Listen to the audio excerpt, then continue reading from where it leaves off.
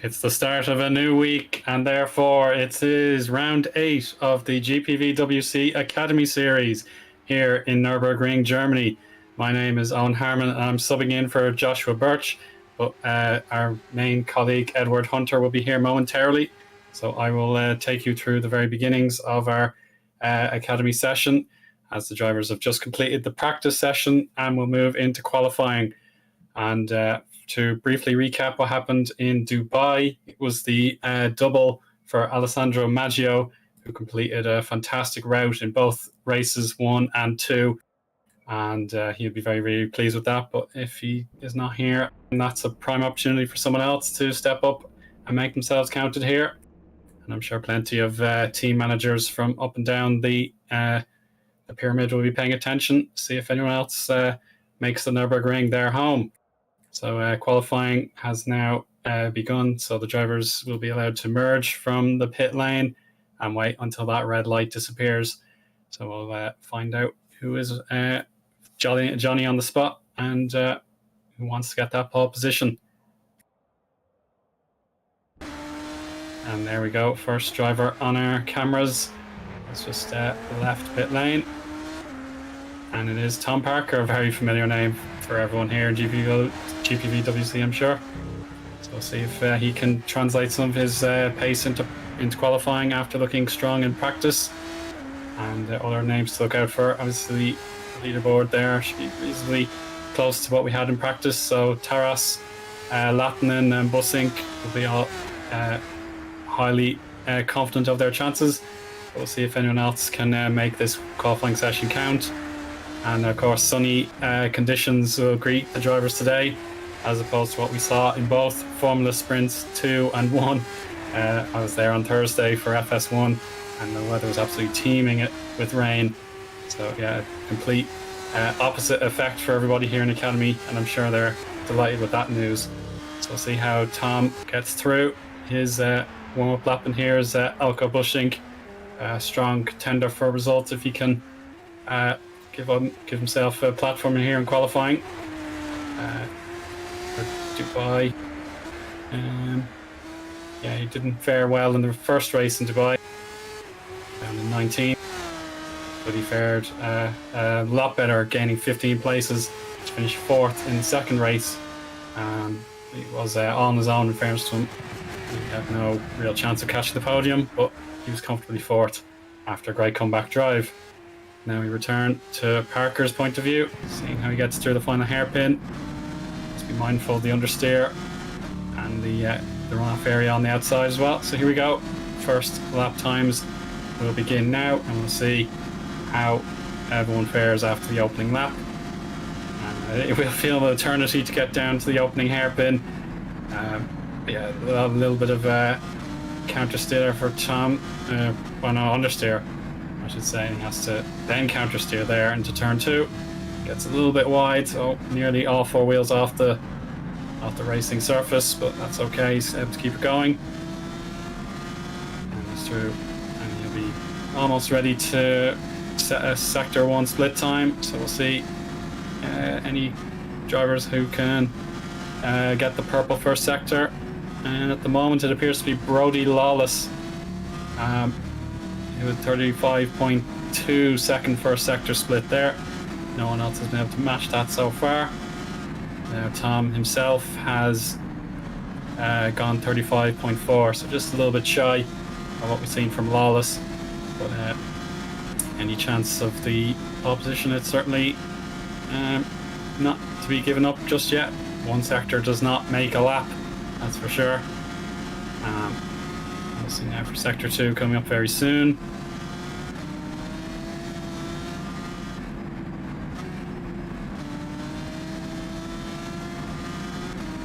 There we go. Into sector 2 and a 48.0 for Tom. So yeah, we may as well stick it out. He still needs to gain another 10th on Lawless to guarantee a shot at pole, barring any mishaps either way through the final chicane. Again, getting it just about right at the edge of getting completely out of shape, but it's fine. So let's see. Lawless sets the true benchmark. Can Parker beat it? No, he can't. It is a great third sector for Sellers, as a matter of fact, but Lawless had the most well-rounded lap time. And now it's Sevashek taking his first attempt around Nürburgring. See what he can set himself up for in the race. Bushink there, P7 with a 155.2. So getting lacking in terms of outright pace. I'm sure there's more where that came from. And here is Jaroslav Hasek, who's looking like he's got the top 5 on target. Can he make that count? Yes, P4. Good job there. And he beats out Jeffrey Ellis, but sneaks in just behind Bradley Sellers. So now we'll see Oliver Taras, who has gone purple in Sector 1 and Sector 2. So this could be the new benchmark for everyone to follow. There's 3 corners to go, starting with the uphill chicane. He's got to watch out for the cone on the inside to guide him away from the sausage curbs. That looked brilliant. 1 more corner to go now, and he'll have set the pole time if he can hang on here. Looks absolutely spot on. Yeah, he's got it right on the outside curbs. And there you go. By 0.4 of a second, it's Taras, who now has everyone behind him. It's a beautiful drive there. Well done. Now for Jeremias. Let's see what lap time he can get set for his banker lap. Panlagua. I'll give that my best shot there. So across the line, 5th. Not all shabby there. Good job. And only a handful of drivers left to get their first lap set. In one example, it's Jonas Coralla, and it's not too bad so far. Still got a little bit left to prove. A little slide there, that's no problem. And now the final right-hander to go, and we'll see where this ends up. And the charge to the line, it should be a 153 thereabouts, so 11th. Actually 155, excuse me. Not the worst, but yeah, I'm sure there's more time to go in this session. The sub 2-minute lap time should mean you get another 2 or 3 goes of it before time runs out. Now here's Michael Orje Cabanas, who's currently sat 21st, but he knows this lap time will definitely get him up the order if he can carry on this pace. And yeah, that's another smooth entry, just a little bit with his left tyres on the Astro. And he does gain 2 places to 19th. And we rejoin Taras, who will want to defend that pole position with 0.4 of a second. That is a very, very impressive cushion to have so soon into this session. Track temperature definitely hitting the high degrees of 40 degrees Celsius track temperature. 18 degrees Celsius ambient temperature. Louis Smith here will, he had a banker lap of 158.8, and the target will definitely be to improve on that, and it looks solid so far. But in terms of threatening pole position, that's not going to be the objective at the moment for Louis. See if he gets on through the Schumacher S. Should be handy enough flat out there. Looks good to me. So now see how he gets on into the next left-right combo. The Warsteiner curve will be this right turn coming up now, and then we'll have the Sector 2 splits.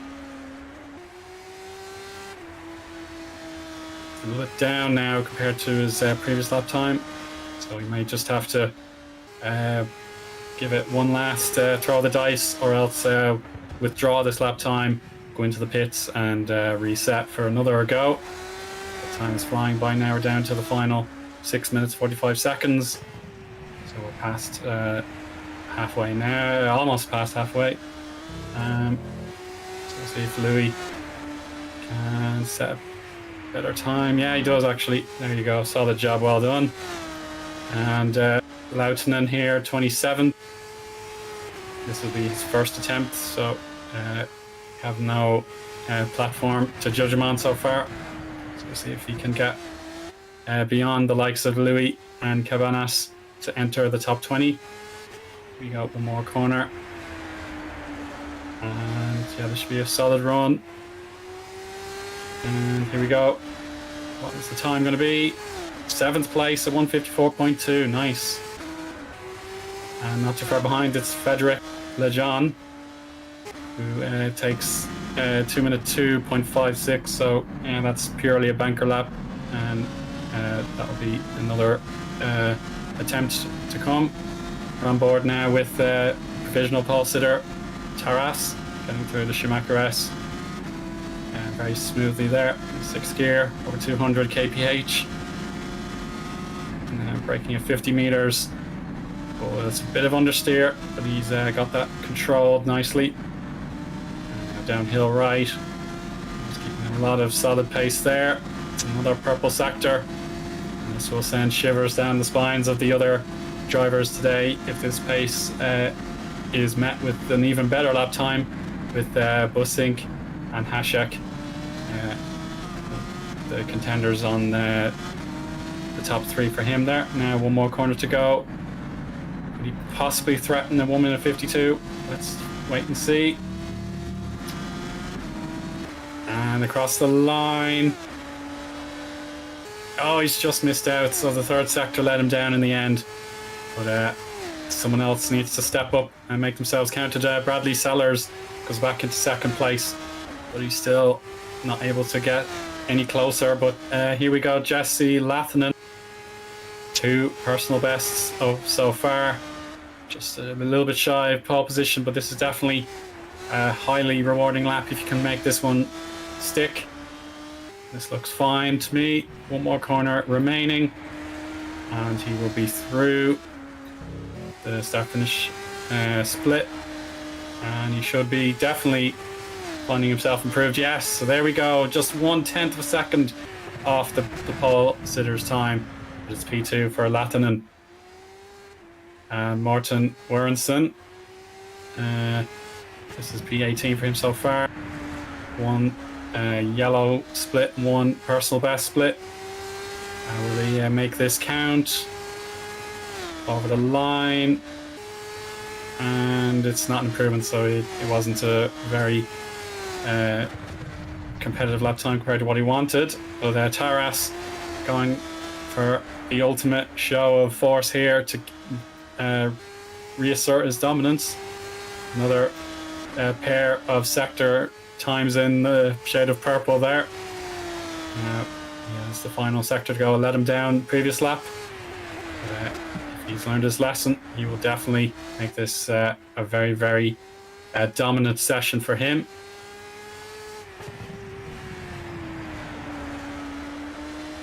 Let's see how this goes.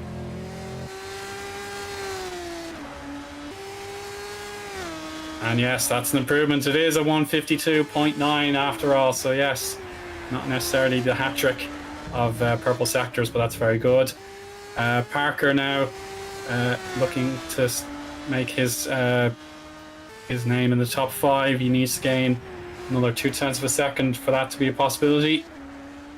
But so far at 35.3, it's just 0.2 behind Taras's best first sector. And now he's through Schumacher S. And now 2 more corners before sector 2 will be earmarked.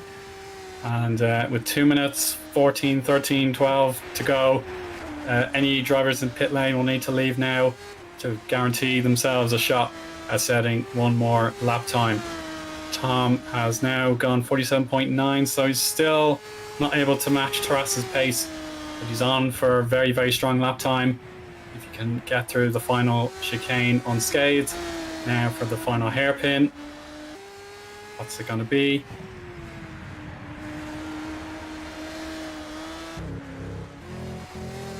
Here he goes, and across the line. 3rd place for Parker, nice. So that will knock down Sellers and Lawless.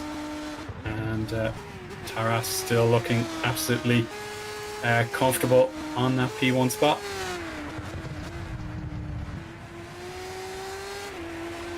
Yeah, 1 minute 40 or so to go now.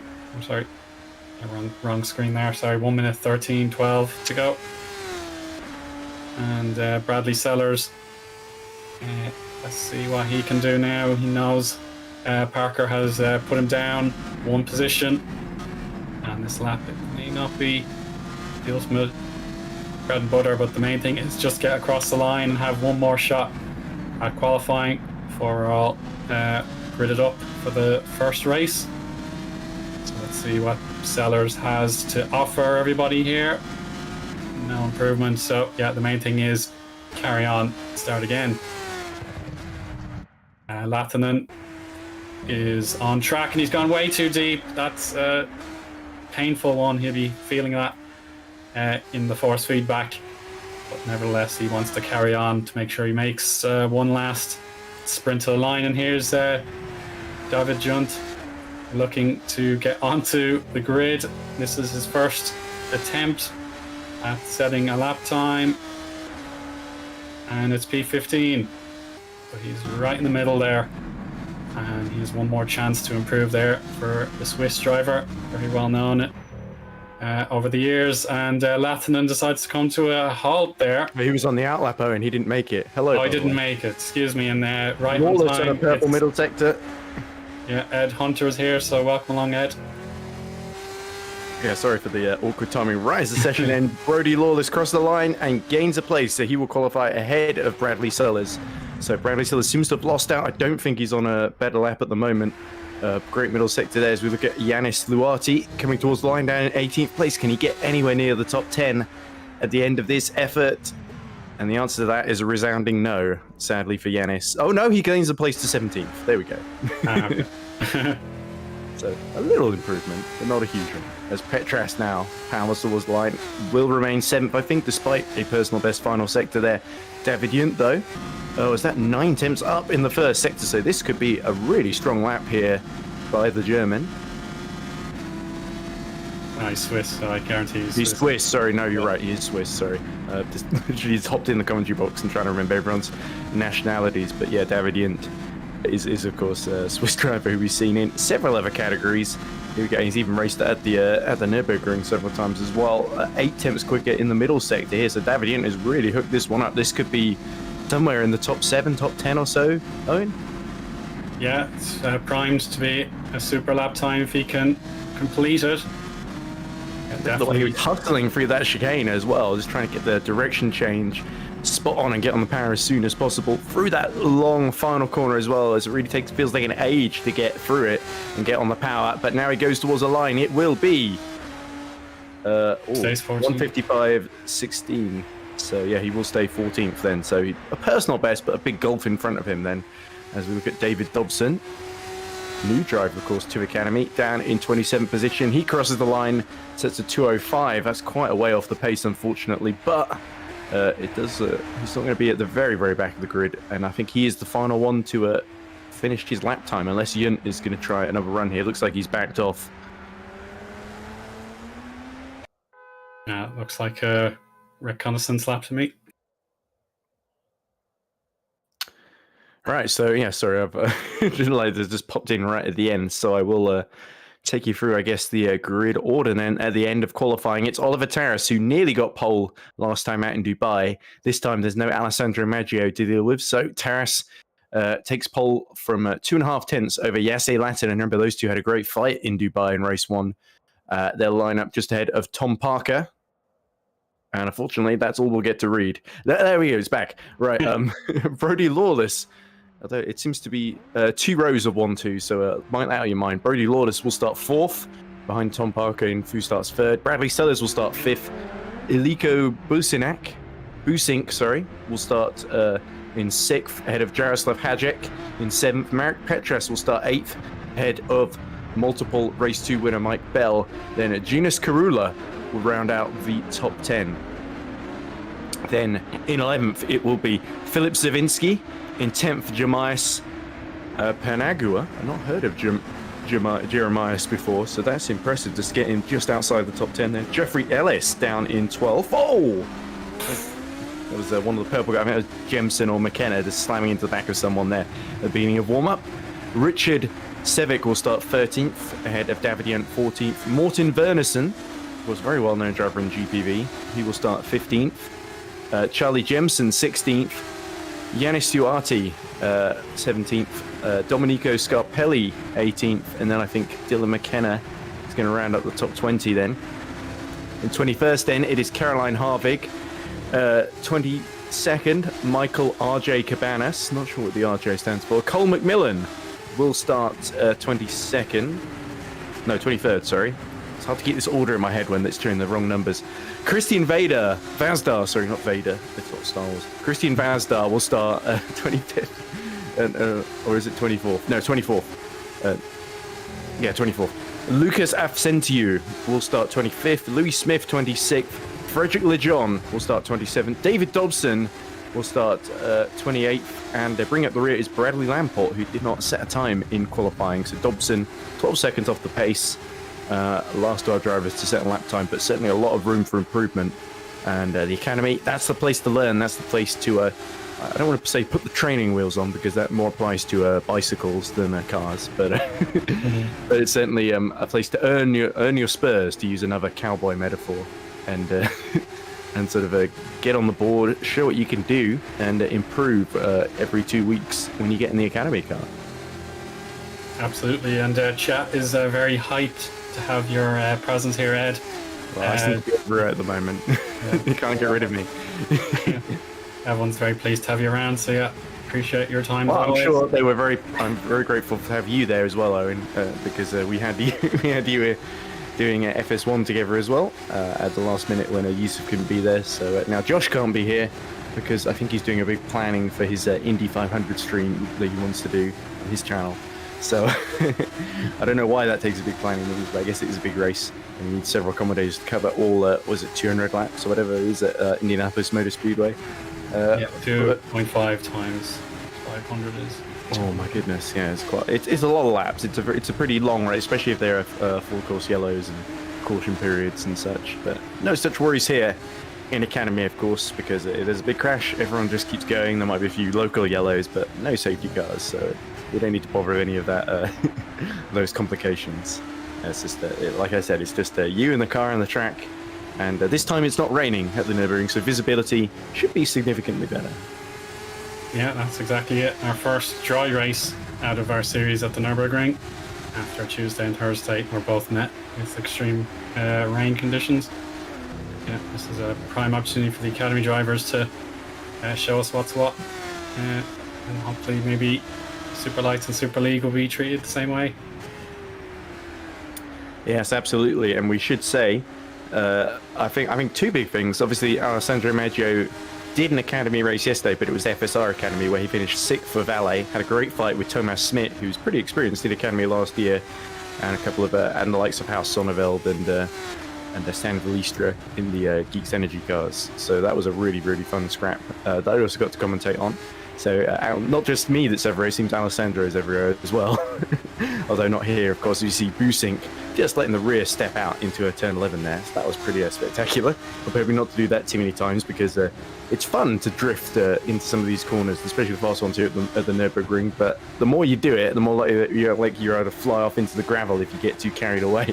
So, and speaking of which, there, Charlie Jemson gets alongside one of the blue cars and slams it into the wall in this warm-up. So this is quite a contact-heavy warm-up, especially even by Academy standards. And I say that in the most generous of terms to some of these drivers, that as clean as some of them are, that inevitably in the races, the first couple of laps, you do see a fair bit of contact between them, especially near the back and the middle pack of the field. But for the most part, I think these are mostly clean drivers. Maybe some of the new guys sort of trying to sweep around the outside, and the guy in front, Charlie Jemson, there, not seeing them in time.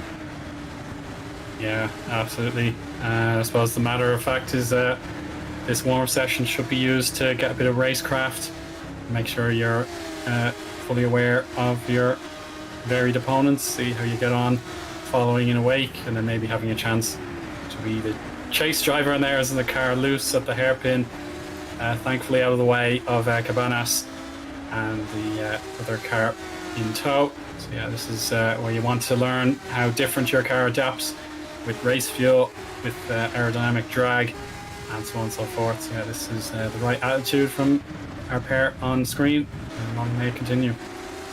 Yeah, Michael RJ Cabanas, then, who we saw, he's going to start, I think, roughly inside the top 20, if I remember correctly, from the starting grid. So he'll be looking, I imagine, hoping to get into that top 15, score a point, get the reverse grid pole, and then hold on from there. As we see the purple driver trying to go around the outside, and he gets pushed out there by Michael R.J. Cabanas. So just as you say, long may it continue. Well, Michael R.J. clearly didn't see him coming behind and just pushed him off. So it's another purple car we see just in the wars. Not necessarily the same one, because let's count them. There's Busink, there is Jemson, there is Dylan McKenna in a purple car. Is there anybody else in a purple car? Nope, just those three. Right, so there are three to keep track of, but that's still somewhat confusing because there's no differentiate between them apart from the graphic at the bottom as we look at Tom Parker. Whoa! Drifting into turn 5 and then into 6 he goes as well.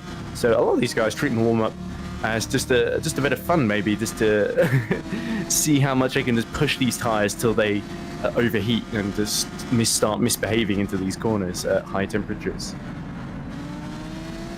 Yeah, we'll see how else things pan out for the remainder of the session. Tom on his own here, he'll probably take that in stride, no problem for him. Yeah, the other thing I wanted to mention, Aaron, while we're waiting, is I want to say big congratulations, and you may even be watching this, to Jake Dennehan, the Irish driver. Of course, he was Formula Challenge, now it's known as FS2 champion in 2021 at GPVWC. He's currently leading, of course, in Super League by 16 points after 2 wins in Bahrain and Saudi Arabia. Arguably should have been free in Baku as well, but he got the post-race penalty for the pit lane exits, which lost him the win and ended. He was class second to Luke Maguire as Tom Parker completely lights up the rears on the exit of the chicane. And because you're at such low speed there, it's so easy to spin out, especially if you get too far on the curb and unsettle the car there. And Tom Parker giving a beautiful, well, I say beautiful, but more of a catastrophic illustration of what can go wrong there. But to finish the point I was making, I just want to say congratulations to Jake Dennehan, because of course he won in the World Championship on Sunday, which is a big win for him, beating Jernej Simoncic, David Mrokcek, Jan Granqvist, of course, all drivers that competed in GPV at some point or other. And Jernej Simoncic, as you look at Jeffrey Ellis completely losing the rear under braking into the hairpin. And that is exactly what happens when you lock the rears and you're suddenly a passenger in that braking zone there. So the baby blue Academy car, again, having to go well off track there as well to let someone else through. And Jeffrey Ellis, who's not had the cleanest season, let's be completely honest, he'll be hoping to not repeat that in the next few minutes. Oh, definitely not. Yeah, thank goodness he did catch it before it was too late and avoiding. It's a good thing it's only a warm-up, isn't it, Owen? Get these out of the way now. But I have a feeling if warm-up, what we tend to see if his warm-up is chaotic, the race tends to be chaotic as well in Academy. It's not that they don't learn anything, they just find new situations that challenge them, let's put it that way, and the drivers end up being forced into wedges, essentially, and having to find their way out of them. Yeah, I suppose the drivers who maybe didn't find their optimum pace in qualifying will have a chance to rise up the ranks in the race, maybe taking advantage of some other drivers getting involved a little bit too much or not enough. So yeah, that balance is really important, and something in my own brief foray into sim racing I wasn't the very best at. I was usually very, very risk averse, didn't like the wheel-to-wheel action in case I wreck someone else's race on my own.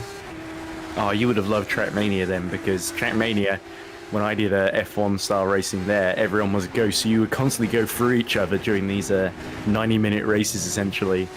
And we sort of built using the grid editor in that game, we'd build all the Grand Prix tracks. In fact, I remember even winning at the Nürburgring, the version of Nürburgring we had one year where we had a very, very steep climb to the chicane essentially. So it was a very cambered track, and I remember it being in a massive battle in, I think this is Ultimate F1 Racing back in 2017 or something like that. That shows how old I am. But and I doubt anyone will remember that apart from the people taking part, and even then they've probably forgotten it. I'm literally the only one who remembers because I won. And that's the thing about Nürburgring. It's such a cambered circuit. It feels like you don't realize it's not one of the ones you think of when you think of like Spa or Suzuka have got these really challenging uphill, downhill sections, of course, the bridge at Suzuka and the crossover. But the Nürburgring is sort of it's got its own distinct sort of challenge, although not as challenging as the Nordschleife for the 14-mile loop with the over 110 corners or whatever it is. As we see Mike Bell drifting the rear out, and Mike Bell in Dubai put up a very, very spirited defense, trying to win 3 race 2s in a row. He always seems to do pretty well in race 1, sort of top 5, top 6 or so. And then it's in the reverse grid where he comes to the fore really quickly. He's able to get to the front and stay there and hold up the faster drivers behind. That tends to be the Mike Bell sort of strategy. It almost worked for him in Dubai with him, Bradley Sellers and Maggio putting on a really, really fun display. And with Bradley Sellers, of course, starting in the top 5, he's got another great chance, but he's got the likes of Brodie Lawless and, of course, Oliver Tarras on pole ahead of him. It's going to make that job a little bit trickier for Bradley Sellers to get that first win of the season in Academy. And, of course, because there's no points, it's really about getting the best results possible and sort of improving. And I think that's a good thing about, as we see the session come to an end and Mike Bell finishing off his lap. The thing I like about Academy is that we don't actually have points in terms of the drivers that are less experienced. If you start off and have a horrible start to the season and then improve towards the end, it doesn't count against you in any way. It's literally just how many wins can you get? How many podiums can you get? How many points can you get? How long can you hold on to the lead in a reverse grid race? It's those sorts of individual challenges that it becomes more about rather than the points themselves.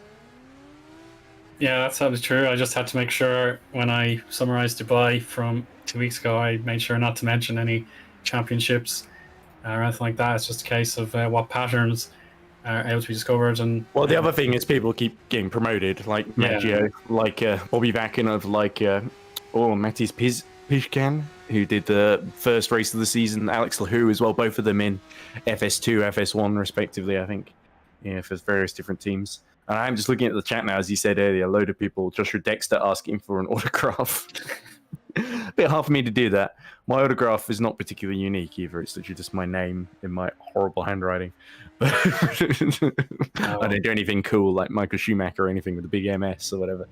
But anyway, but of course, this is the Nürburgring. I mentioned Schumacher because there is, of course, the Schumacher S named after him, where we saw Simon Frelick fly the other day. He got a podium actually in a FSR Pro for Royal Blue after a really brilliant drive held that got past Tom Oldenmenger near the very end of the race in a fabulous battle between those two. But anyway, the Nürburgring, it's going to be its challenge, and Oliver Tarras is now, this is the golden opportunity that he's been waiting for. Clear track ahead of him. If he can get a decent start off the front row, then you got to think Tarras could run away with this one, potentially Maggio style. Yeah, that is a great learning curve to get the pole position and then make it count. It is a key attribute for many of a skilled driver, wherever series they may be in. But obviously the threats from behind, a mixture of very talented drivers eager to make themselves known, or indeed a bit of experience with Mike Bell. We know what he's capable of. If he can rise from the bottom half of the top 10, or indeed Tom Parker, one of our stalwarts in GPV. Yeah, it was great to see Parker go back into Academy for the first time in a while in Dubai, of course. Or I believe he finished he definitely qualified near the top 5 for the first race. I can't remember where he finished in either race, to be honest. I'm pretty sure he was 4th in one of them. It might have been race 2. But there was so much going on that I was mainly focused on the battle near the front, as I tend to be. But occasionally I do keep an eye on that. As we see the grid, there's a spot empty on the grid there, as they all get away for the formation lap. Now, who was that supposed to be? Is that supposed to be a Tom Parker, actually, who we've just been talking about, is still in the pit lane as the formation lap begins, Eoin? Yeah, that is quite a curiosity, but we have our grid line up there. Tarras, Lathinen, Parker, Lawless, rows 1 and 2. I suppose, Ed, you might be more familiar with the names, so if you want to carry on. Sure thing. So Bradley Sellers 5th ahead of Elko Busink, or Ilko, so it's a Dutch name, I'm not very good at pronouncing it. Yes. Behind him is Jaroslav Hajek, just in front of Marek Petras, a stalwart in the Academy this season, along with Mike Bell just behind him. Then is Jonas Karula rounding out the top 10 from Filip Savinsky, Jeremias Panigua, in his first time here in Academy, ahead of Jeffrey Ellis, Richard Severek, David Yunt. Then is Morten Wernersen, Charlie Jemson 17th, Yanis Luati 18th, Domenico Scarpelli 19th, Dylan McKenna rounding out the top 20 in the last of our three purple Academy cars. Behind him, it's Caroline Harvig, of course, who got the reverse grid pole last time out by finishing 15th in Dubai. Michael R.J. Cabanas is right behind her in 22nd. Then is Cole McMillan, Christian Vazdar in 24th, Lucas Avcentiu 25th, Louis Smith 26th, Frederick Lejon 27th, David Dobson 28th, and Bradley Lamport rounding out the rear. He'll be doing his first laps at the beginning of this race. He didn't do any laps in qualifying. But the grid, of course, will not have Tom Parker lining up third. I think Parker, if he can get back into the server in time, he's going to be starting from the pit lane. It sounds like there's been some sort of disconnection for Parker, which is a big shame for him because he was going to be one of the bigger. In fact, he's still in the garage there, so it's looking pretty grim for Tom Parker. He's apparently live streaming this race. I don't imagine we'd be able to see too much other than the R Factor 2 menu. In fact, there we go. I've just hovered over him, and that's exactly what I'm seeing there when I look at the Academy lobby in Discord. But here is Taras then. So Taras and Lattinen will get the front row all to themselves, and Brody Lawless will get the second row all to himself without Tom Parker alongside him. So Brody Lawless inherits third. Everyone else will move up a place, and Parker will be hurriedly trying to get in and get to the end of the pit lane in time as we wait for Bradley Lamport just to make up the rear of the field and get into position, and then the lights will come on and we'll get going, Eoin. Yeah, so hopefully no instances of formation lap mishaps or anything of that Dobson sort. got a bit sideways there, and there is Parker at the end of the pit lane. So Tom Parker will be able to take part in this race, but from 28th and last position. But the lights now on, no time to waste. They go off, and we are racing here at the Nürburgring, and it's a great start by Taras then. Lead away from Jesse Lattinen. Lattinen is going to try and brake late on the inside into turn one, and remember there is Brody Lawless right behind in the baby blue car, but up the inside goes, that looks like Bradley Sellers then, just showing his nose, giving a bit of trouble to the car in front. We see is that Mike Bell in the green car struggling, and that's one of the yellow cars coming up the inside of him, but not quite able to complete the move. I believe that was actually a Karula in trouble there as well there. He's dropping down the field now. Ellis and Wernersen overtaking him. But the order up front, it's Taras, Landman, Lawless, Sellers. Hajek is up to 5th. And then is Busink, Bell up to 7th, Petras up to 8th, Severick and Savinsky rounding out the top 10. And look at Oliver Taras. He's going to have a lot of trouble, I think, from Jesse Lattinen. We're going to see a rerun from race 1 in Dubai here, with a Brody Lawless keeping a very interested watching brief on the pair of them, hoping for some sort of chaos in front to take advantage of. Yeah, Cole McMillan, we just saw a flash of him on screen. He's now 28th, and Tom Parker is up to 25th. Yeah, the chase is on for race 1. Glory, Servinsky holding on to the top 10, ahead of Ellis, but behind Savicek. Really close between them. But for now, Lattinen, his job is to stay as tight as possible to our race leader. A little bit too much gravel on the left side for Lawless, but again, he kept it down on the throttle, and he's okay to chase. And now Stravinsky down to 11th. Ellis has got ahead with carry on.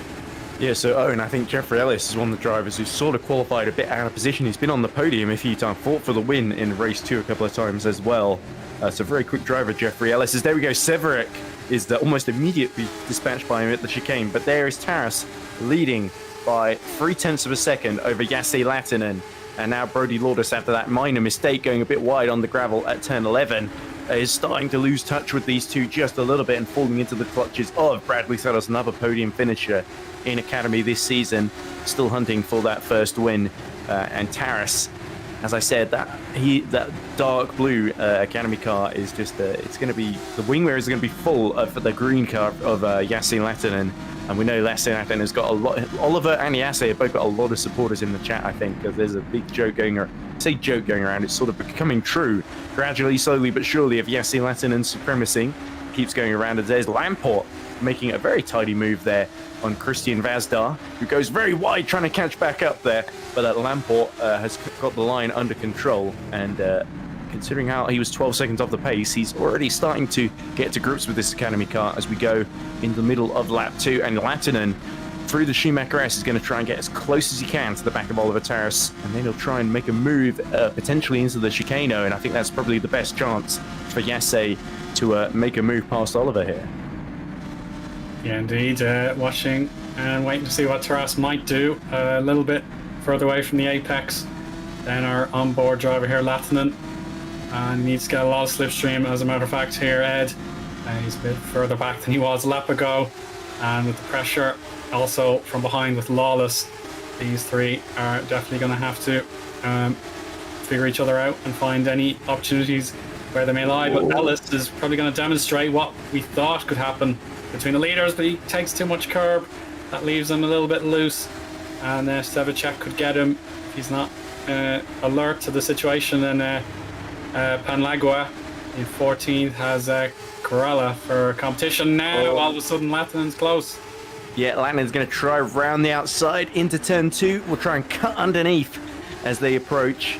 And Oliver Terrace has just got to hold the inside and hold his nerve as Latinen throwing absolutely everything at him. Brody Lawless desperate to get involved in this fight too, but to be honest, Brody Lawless, the American, doing very, very well to hold on to the top 3. I didn't expect to see him this far up after the last couple of rounds, because Lawless has sort of always seemed to have a bit of bad luck that has come his way, but great to see him having a strong showing and actually pulling a bit away from Bradley Sellers these last couple of laps, who's starting to fall into the clutches of Jaroslav Hadric then in the battle for 4th place.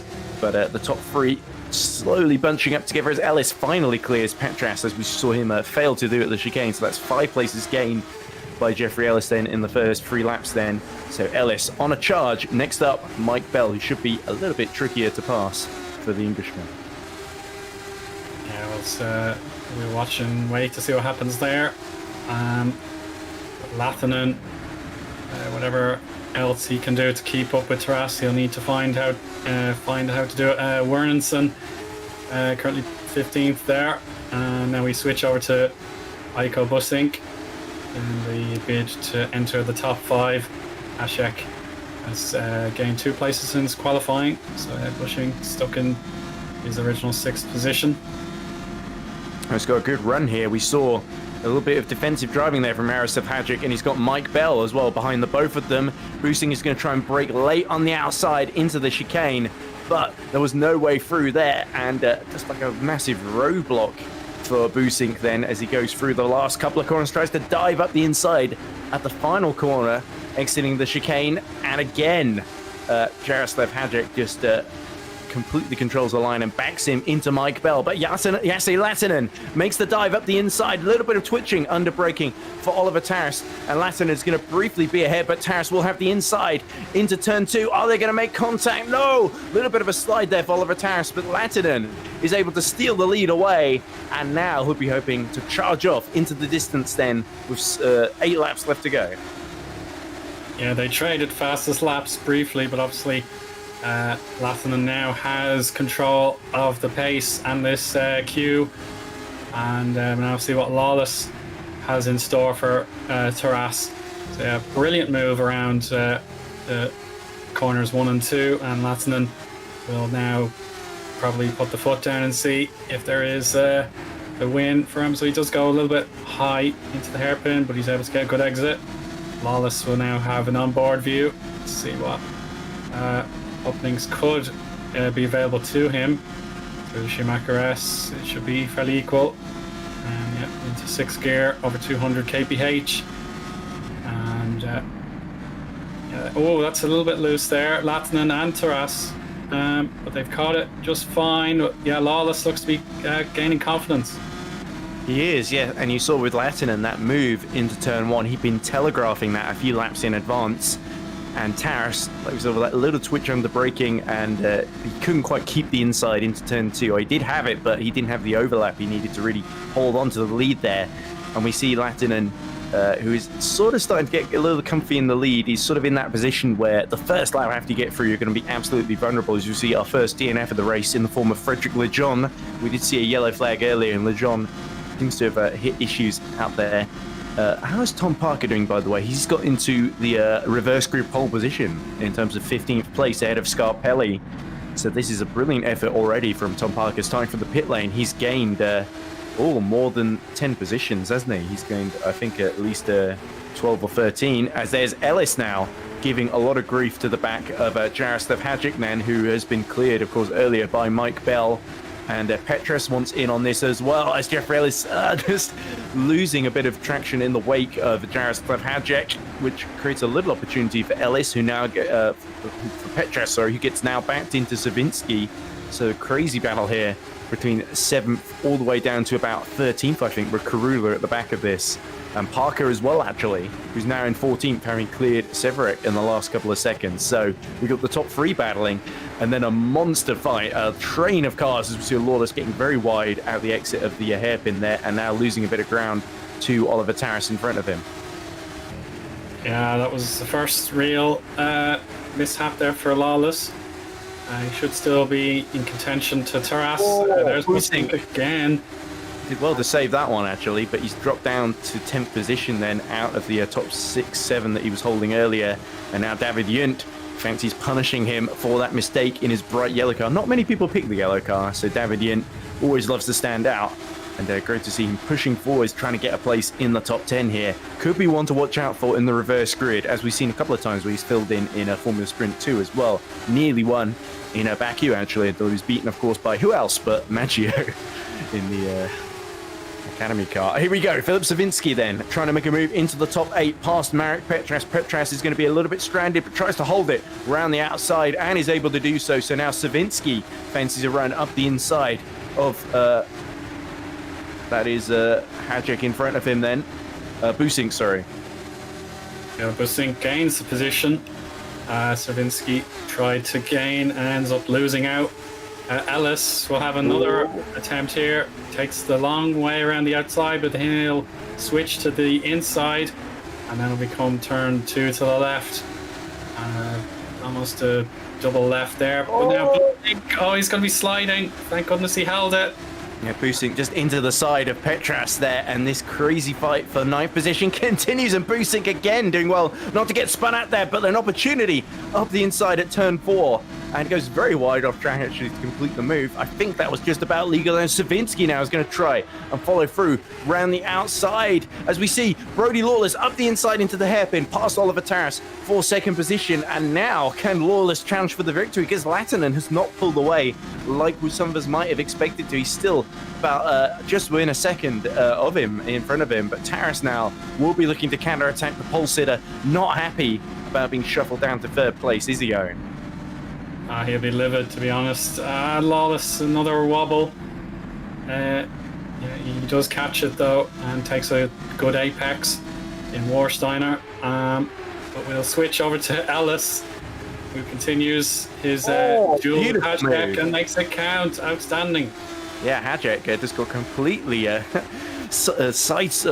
caught out by surprise there, with Ellis going breezing around the outside of him there into turns 13 and 14. No, it's 10, 11, sorry.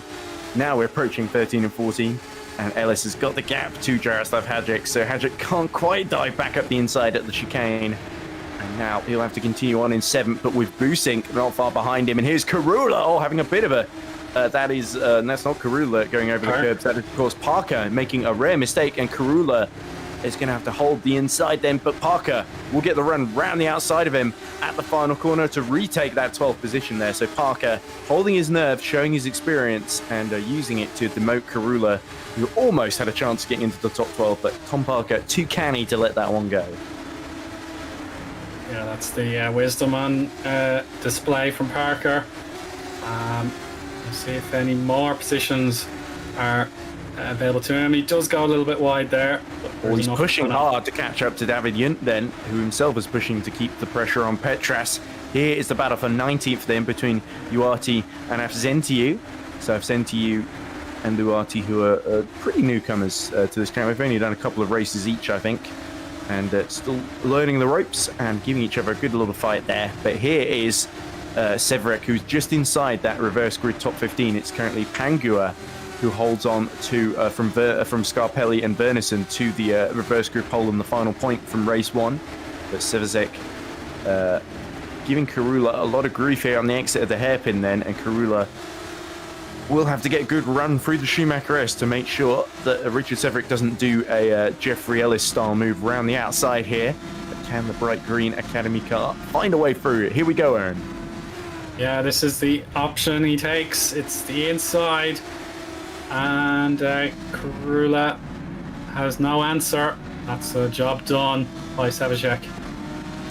Yeah, meanwhile, up front, we should talk about Brody Lawless because he set a 1:53.043, 4 attempts quicker than Lattinen previous lap, but the last lap they've just completed now, both in the 53.3, so the gap's stable at 0.7 of a second. Karula, though, hasn't given up on that top 13 position, so Sevicek will have to hold on, and the more they fight, the more Pangua, Scarpelli, and Vernison can work their way into this crucial battle for that final points-paying position and that reverse group pole. Yeah, it'd be so worthwhile to keep the efforts going. And and go straight through the bollard, then hit the back. Oh, that was Pangua who goes straight into the back of him. So Karula, missing his rear wing, will spin out. Pangua will have to go to the pits for a new front wing. And this, of course, means that, I was going to say, Dylan McKenna was going to get promoted into that, but Scarpelli is just overtaking him there. We saw in the background through turn 2. So good opportunism from Scarpelli. And now him and McKenna, I think, are going to get in because Pangua is still going slowly in front of him, missing the front wing. But you've got to feel for Karula there, that crucial mistake there, leaving him vulnerable. And he's lost the front wing now as well. So horrible couple of corners for Eunice. Yeah, Pangua could have been unsighted. The stricken car was right on the apex. And obviously if he adjusted mid-corner, he would have been shot onto the runoff. Here comes Ellis, his favourite move around the outside. Can he do it on Mike Bell, one of the hardest drivers to pass in this championship? Mike Bell in his turquoise car sticks it round the outside through 11 as well. Tries to get a better run. It's going to be side by side, and Hajek fancies getting back involved in this as well. In 7th, he's got a great run on Jeffrey Ellis. So Mike Bell, the immovable object, meeting the unstoppable force of Jeffrey Ellis. But Hajek now, opportunism, knocks up the inside into the chicane. But again, he runs out of room, gets slowed down, and now Boosink fancies punishing him for going for that gap.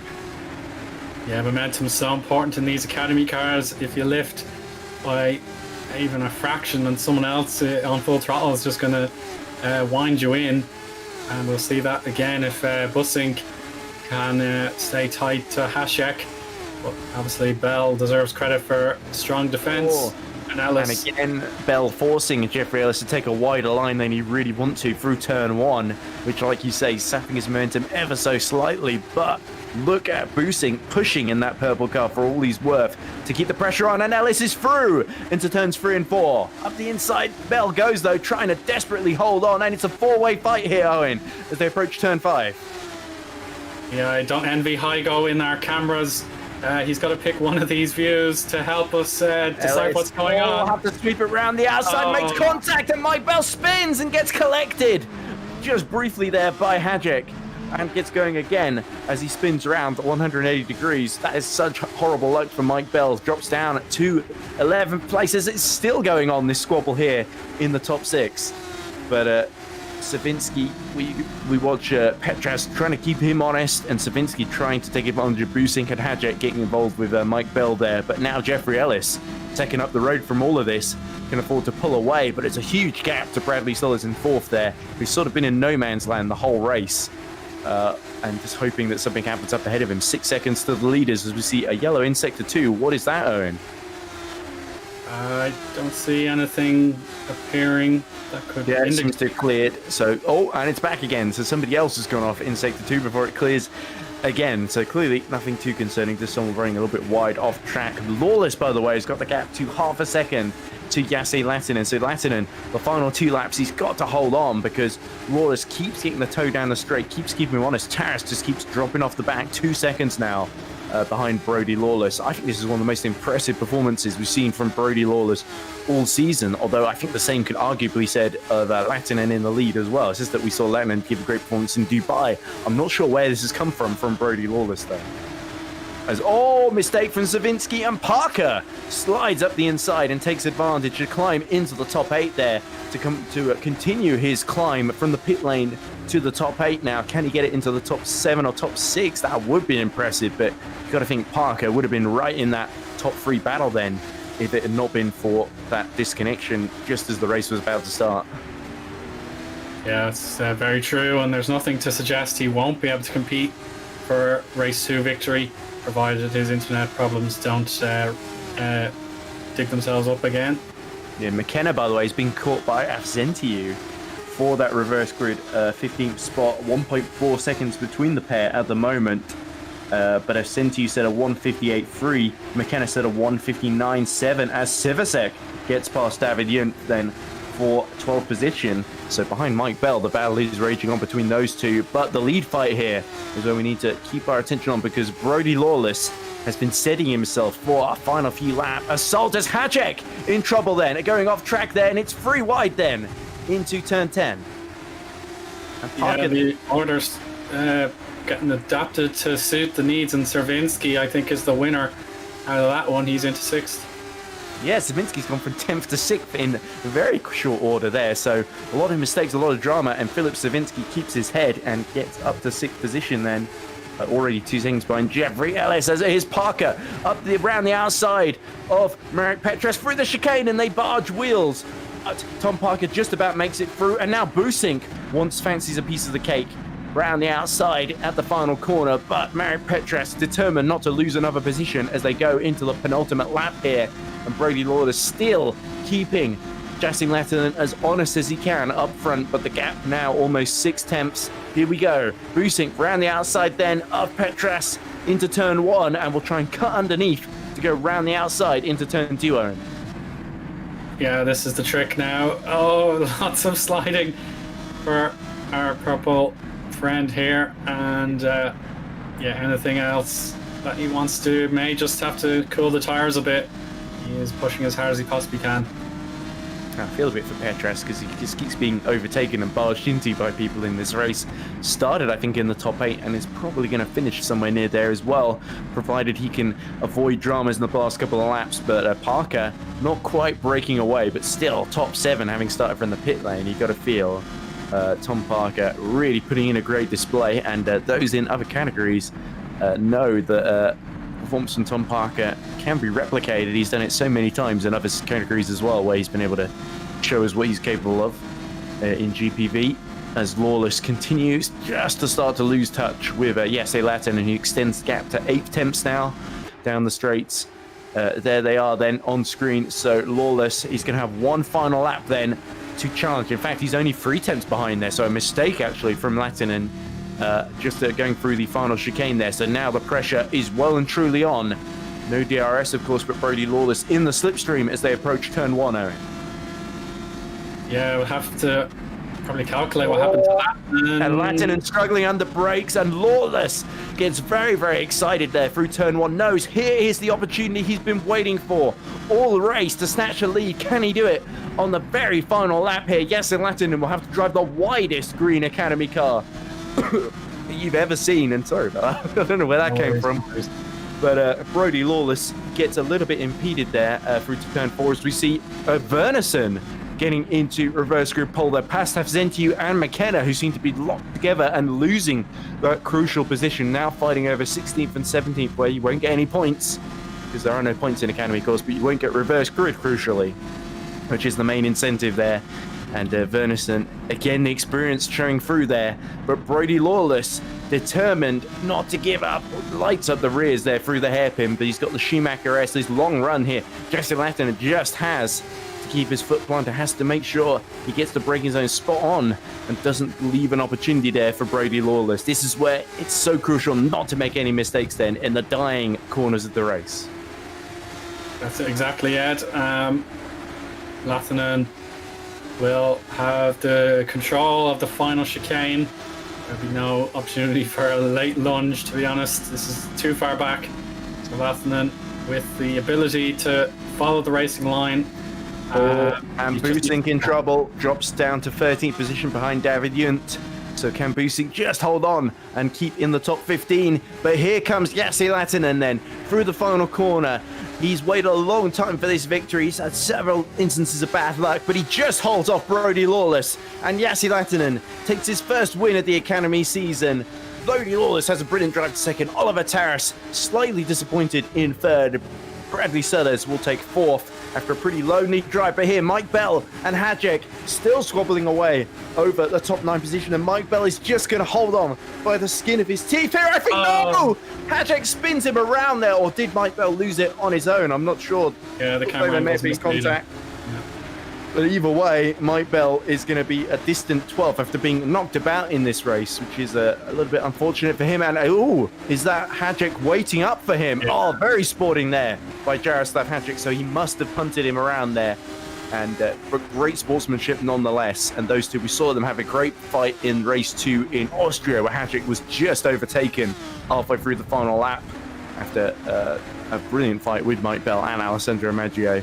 But Boosink there will round out 13th, and it is Verneson who will take reverse grid pole with Scarpelli alongside him in the front row for race 2. So Avcentiu and Dylan McKenna, I think, has dropped a long way down the field now, really losing out there, and that's a big shame for them because that was a golden opportunity for them to start near the front, and instead they will start 16th and I believe 22nd for McKenna. So he had a big issue near the end there. As there he is, he's completely looks like he's run out of fuel before the final corner, Eoin. Goodness gracious, that's an unusual event to happen. But yeah, McKenna. Unless he's doing he's doing what Hajek did and waiting up for someone who he punted into earlier. Oh, there we go. It's coming back to life. There we go. He's getting a push from Christian Vazdar. So Vazdar showing great sportsmanship here. I think these two are the last people running in the... No, Dobson's still going about a lap down. So I think Dobson has already finished. But these two, the last drivers on the lead lap. And I think they are just going to roll over the line. So Dylan McKenna says, fair enough, as they gave me a push. So we're both going to finish. I'll let you finish ahead. A very odd sense of sportsmanship between these two. But there we go. The line crossed. The race finished. McKenna doesn't finish in the top 15, but does take a 23rd place finish. So finishing the race, given how little fuel he had there, is probably an achievement in of itself. And Dobson, there we go. He wasn't quite a lap down, actually. He will get to finish the race in 24th position. And that's more experience under the belt in that Orange Academy car. And we'll see what he can do in race 2 with all the knowledge he's been gaining every lap here in race 1 at the Nürburgring. Yeah, that was a heck of a finale, but Lahtinen followed through his belief that he could go on to win the race despite Taras being on pole, and he's proven it. Lawless, fantastic as well, second there. Taras will want to figure out what might have been there, but I'm sure lessons can be adapted and you can try again. Sellers, Ellis, Servinsky, Parker, Petra, Sevicek and Junt in the top 10. 11th through 15th, we'll see them towards the front. It's Bell, Hasek, Busink, Scarpelli and Verneson. Asfentu, Luati, Harvig, Cabanas and Lamport are the top 20. And rounding up the remaining finishers, we have Smith, Vadzar, McKenna on the lead lap, Dobson 1 lap down, McMillan, Panguia, Corula and Lejon did not make it to the end. Yeah, and we're seeing a few comments in chat from Joshua Dexter, who is praising Christian Vazdar for pushing Dylan McKenna enough so that he could cross the line. He says, Christian, my guy, I love you so much. So clearly fans of both Christian and Dylan there cheering them on. But a brilliant performance there from Yasser Lahtinen and indeed Brodie Lawless. And the interesting thing now is, are they going to be able to make their way through from a 15th and 14th on the grid respectively in race 2? And Verneson, who we should point out last time in Dubai, he just missed out to Caroline Harvig on that 15th place reverse grid pole. And this time he does get it. So Verneson very much going one better than he did last time out in race 1 at Dubai. And very experienced. I think Verneson could be quite difficult to pass. We've seen a lot of race 2 pole sitters, reverse grid pole sitters that struggle with their lack of experience in the first couple of laps. But Verneson could be quite a tough nut to crack for those behind, I think. Yeah, that is a very good point. The variety on show for the Nürburgring, it does challenge the drivers in all kinds of ways, and the balance of trying to overtake the drivers that would not have been able to compete so much in race 1. This is the challenge for them now. Can they prove themselves in the second race, Ed.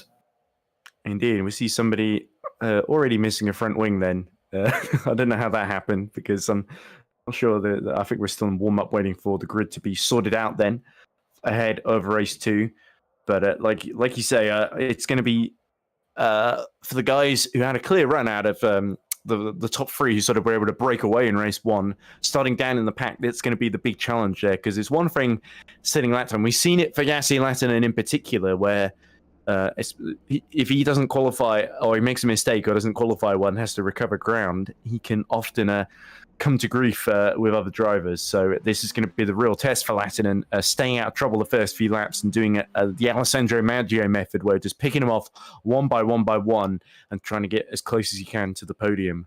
So, or indeed a win. We did see Maggio win from 15th on the grid in race 2 last time out in Dubai after a brilliant battle between himself, Mike Bell and Bradley Sellers. And Mike Bell, another one to watch out for, is keen after losing his record of winning all the race 2s in a row in, I think it was Malaysia and Austria. He won 2 in a row after not winning a race in, I think, was it 7 or 8 years since his previous win in GPV.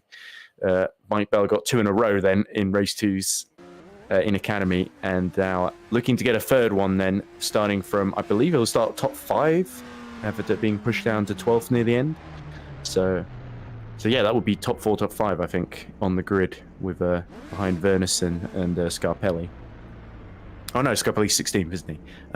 It's I forget who finished 14th now, but it will come to me in a second. Yeah, I'll have to get the VOD to rewind a bit to clarify all that for you. So, yeah. But anyway, I think Mike Bell definitely going to be one to watch then, starting fairly high up the grid. If there's chaos in front, if Verneson defends a bit too heavily, creates a bit of a traffic jam, I think Mike Bell could very much find his way through because that's what he's wont to do in this championship. As we look at David Eoin, another guy who'll be starting fairly high up, having finished in, I think he just got in the top 10 near the end, didn't he? So he'll start around about 5th or 6th.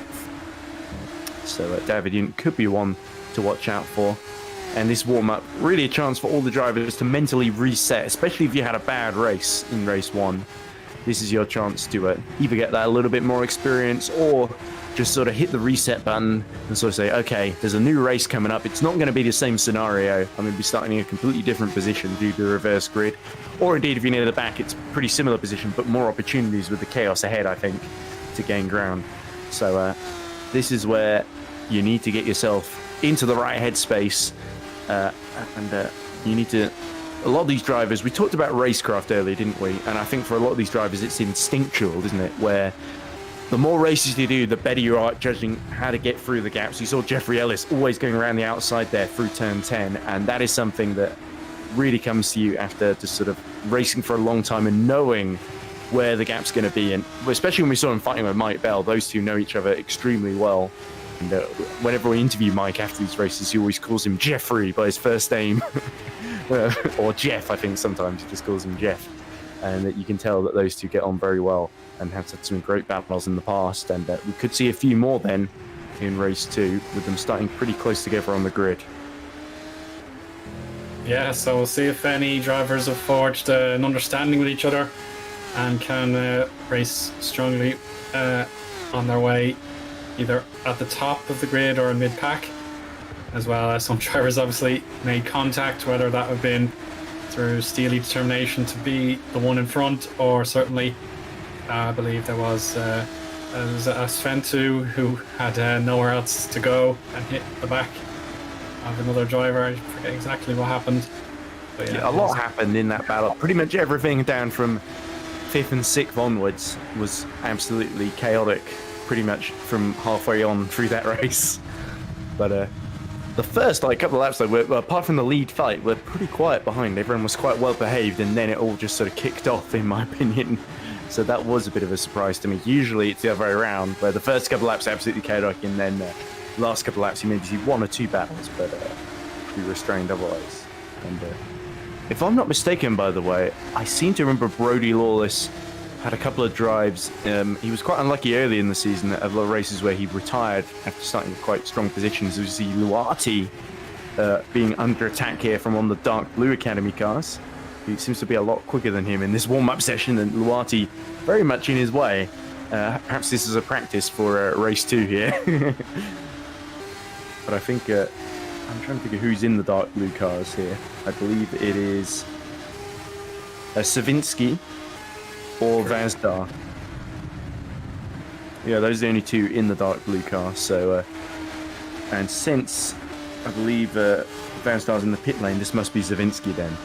Yeah, there we go. Confirmation then on screen in this warm up there. So yeah, I always struggle with warm up because I tend to find out I run out of things to say other than, wow, that was chaotic. On to the next one. That tends to be pretty like machine gun fire. It's one after the other. As there we go, off track goes the light blue car of not I've sent you. It's already forgotten it. Or Luatu, that's it. Yes, Luatu. It's not a name that rolls off the tongue, sadly, Giannis Luatu. But I will get to grips with it the more races he does as Tom Parker goes off track again. And Parker, another driver who's going to start. So the problem is because he got to the top 7, he's going to basically start only 1 place better in 6th then. So he's still a good place to start from, but he's roughly going to be where he finished then in race 1. So he's not going to have too much benefit then from starting from the pit lane in race 1 and having to quit. He was too good in race 1. That's the problem, to take advantage of the reverse grid. But Tom Parker, I'm sure, is going to at least starting a bit higher up the grid. If race 1 was anything to go by, he's certainly going to be on a charge and looking to get onto the podium here as he goes very, very wide, just experimenting with a few different lines there, and some of them taking him off the circuit. Yeah, no Harmon, a little bit of experimentation as warm-up comes to a close. Everyone can set their lap time if they're in the middle of one, and Tom will probably want to end the session on top. He's threatening to do so if this is still a competitive lap time. And no, there he goes. That was a tense lapper and a half there. So Tom Parker deciding, I think, to end in style rather than go to the checkered flag, which is fair enough. But David Yent then is going to be the first to cross the line to close out the session and see if he can eclipse the time set in this warm-up by Bradley Slutters of 154.3. Not the fastest we've seen, of course.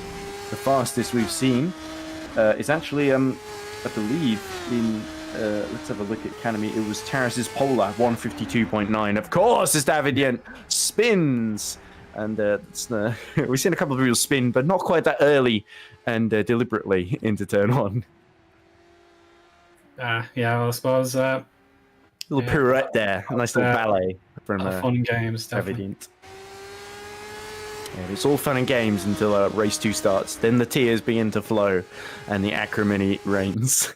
As I always... Actually, I've never said that before. I don't know why I was saying. Pretending I always say that. That's something new that I've just come up with off my top of my head now. But let's see then what our drivers can come up with then in race 2 as the grid forms. And it's going to be Morten Wernersen, experienced, much beloved driver here in GPV that seeks to hold on to that pole position in this reverse grid race, but he's going to have quite some competition behind to hold out from that Eoin in our final race of the evening. Well, I'm just looking at the chat here. Joshua Dexter saying, not ironically this time, I believe in Yassi Latinen supremacy. So clearly he thinks Latinen can make it 2 in a row. Irish Joker 14 says, I probably can't race 2. What can be worse after this and running out of fuel? Oh, that's Dylan McKenna, of course. Yeah, then. And Joshua Dexter has a suggestion for what he thinks could be worse. He says, having a heart attack mid-race would be worse. And Dylan says, true. So there we go. If you think you got it bad, or you can always think of something worse. So Wernersen, it's 2 green cars on the front row. So turn 1, it's not going to be confusing at all, Eoin. Yeah, that's another task we have to assist Heigo with. He just... and it is Scarpelli on the front row alongside him, so I completely misremember that Scarpelli did hold on to a top 14 position, beating Wernersen actually in race 1. Yeah, we should now conduct our starting order for the formation lap, and sure thing, Eoin. Wernersen and Scarpelli ahead of Bussink and Hasek, as I am now a bit more familiar with everybody. Row 3, it's Bell and Yunt, Savicek and Petras 7th and 8th.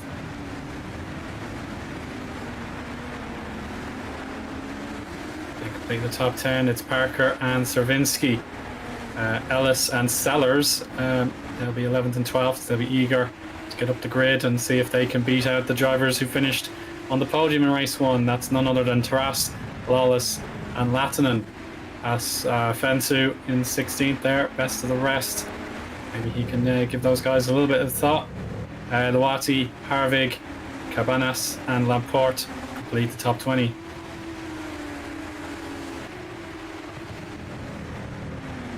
And it's Smith, that's disappear on me there. Maybe 2 drivers have not taken to the grid, so their positions are not counted. And it's the 2 drivers we saw pushing each other across the line at the end of race 1, Vazdar and McKenna. And McKenna, we heard, might not be able to do race 2. Sounds like Vazdar has got something else on as well, so or he might be starting for the pit lane. We'll see. Maybe they just got disconnected and it's all coincidental.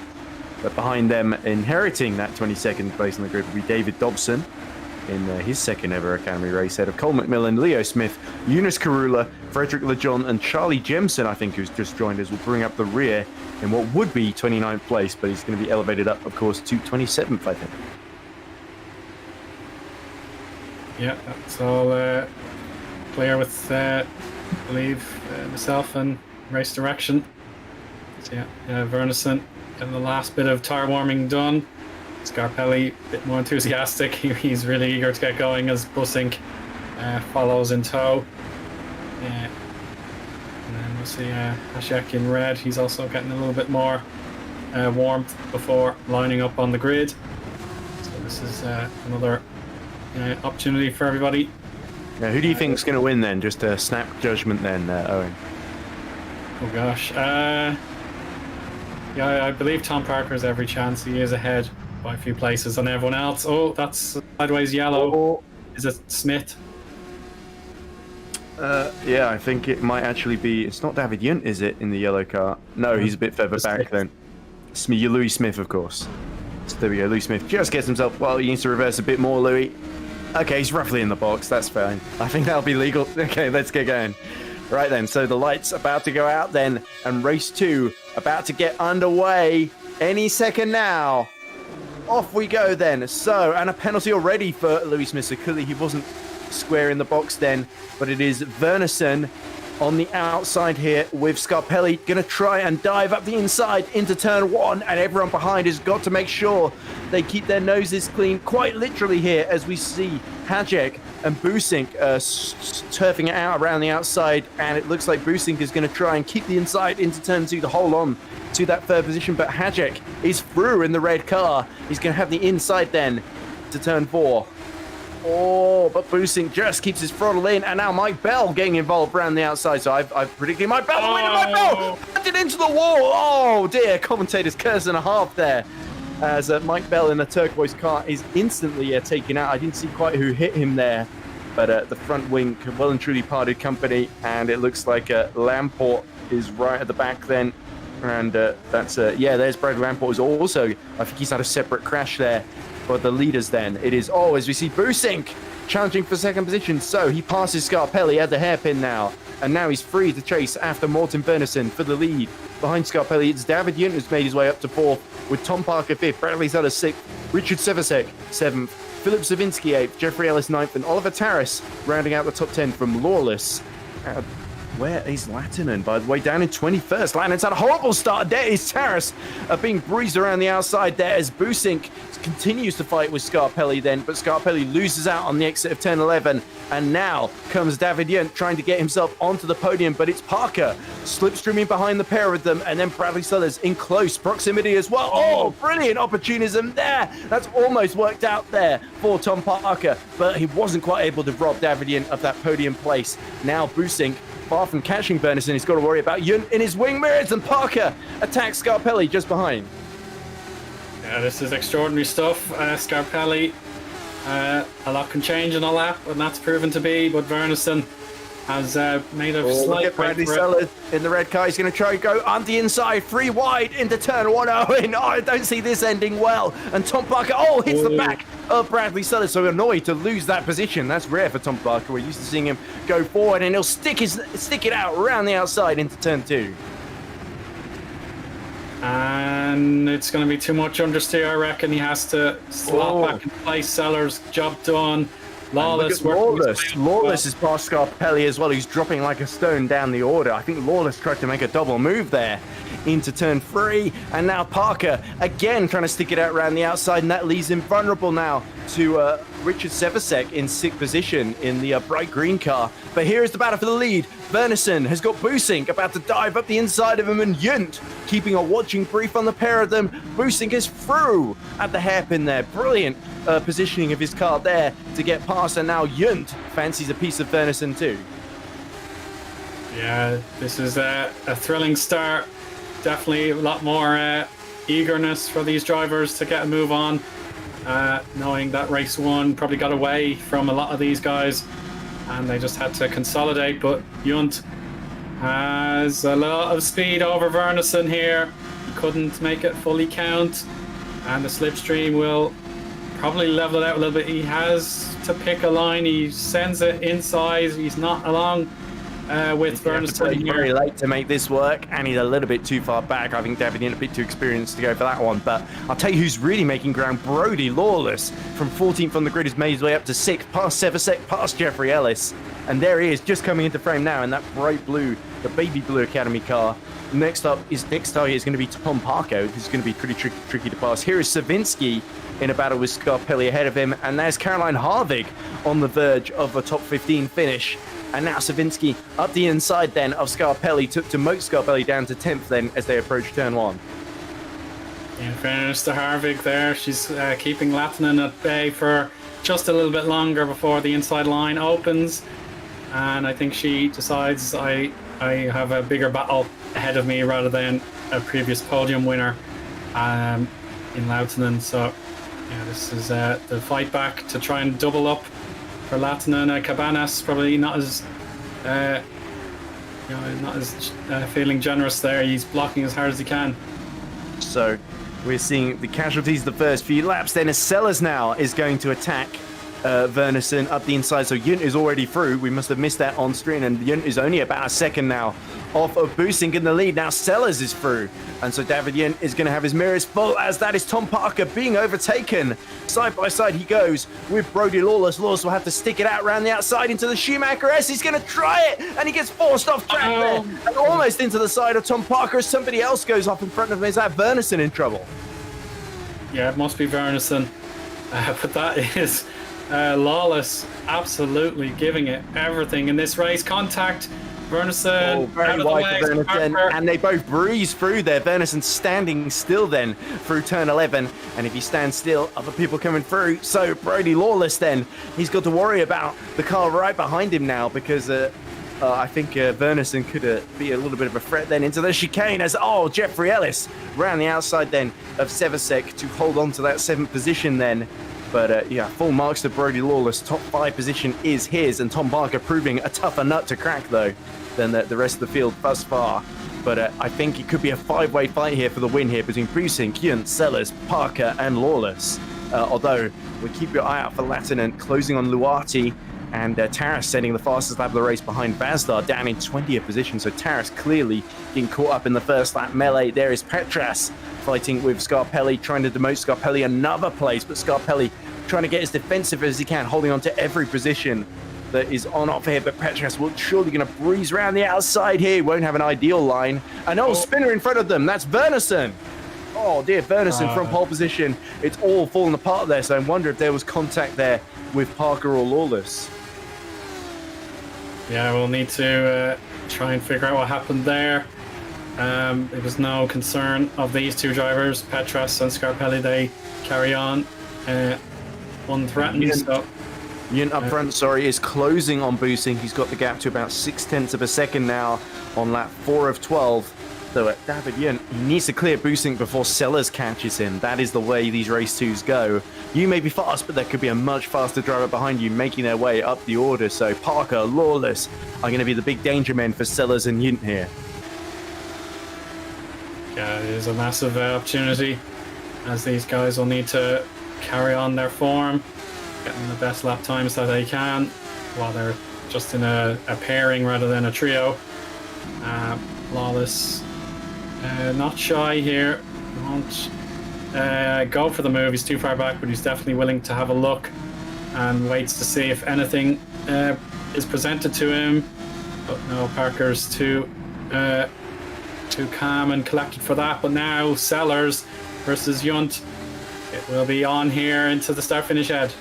Yeah, this is the best opportunity yet we've seen for Bradley Sellers to win. He sets the fastest lap of the race, gets a beautiful slipstream and tow from the back of David Yunt, and Yunt tries to go a little bit defensive, but it's too late. Through goes Bradley Sellers before they even get into turn 2 here, and a little bit of a fight back from David Yunt, but once he'd lost the inside, there was no fighting back there, so he'll now just have to tuck in and hope that Bradley Sellers is delayed by Boosink, Yilko Boosink in front of him. Meanwhile, Petras continues to squabble away with Scarpelli, who's fought back and got back to hold on to that 9th position there.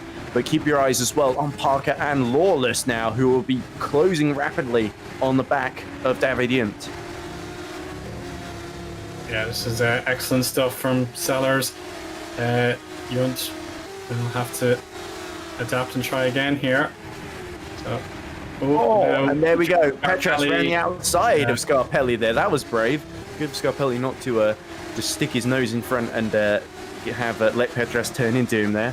So space left between the two. Very, very clean fight, but the top 5 continuing to converge here. They are all within about 2.7 seconds then, and that is not a lot of time to separate 5 cars indeed. So Boosink has got to defend like crazy. This is going to be the most the most unenviable lead you will ever see in Academy, I think, with 4 cars who are all extremely quick bearing down on him. And David Yunt displaced from the head of this train of challenges. He will be hoping that something happens up front, but Bradley Sellers is going to be first to have his go at stealing the lead here.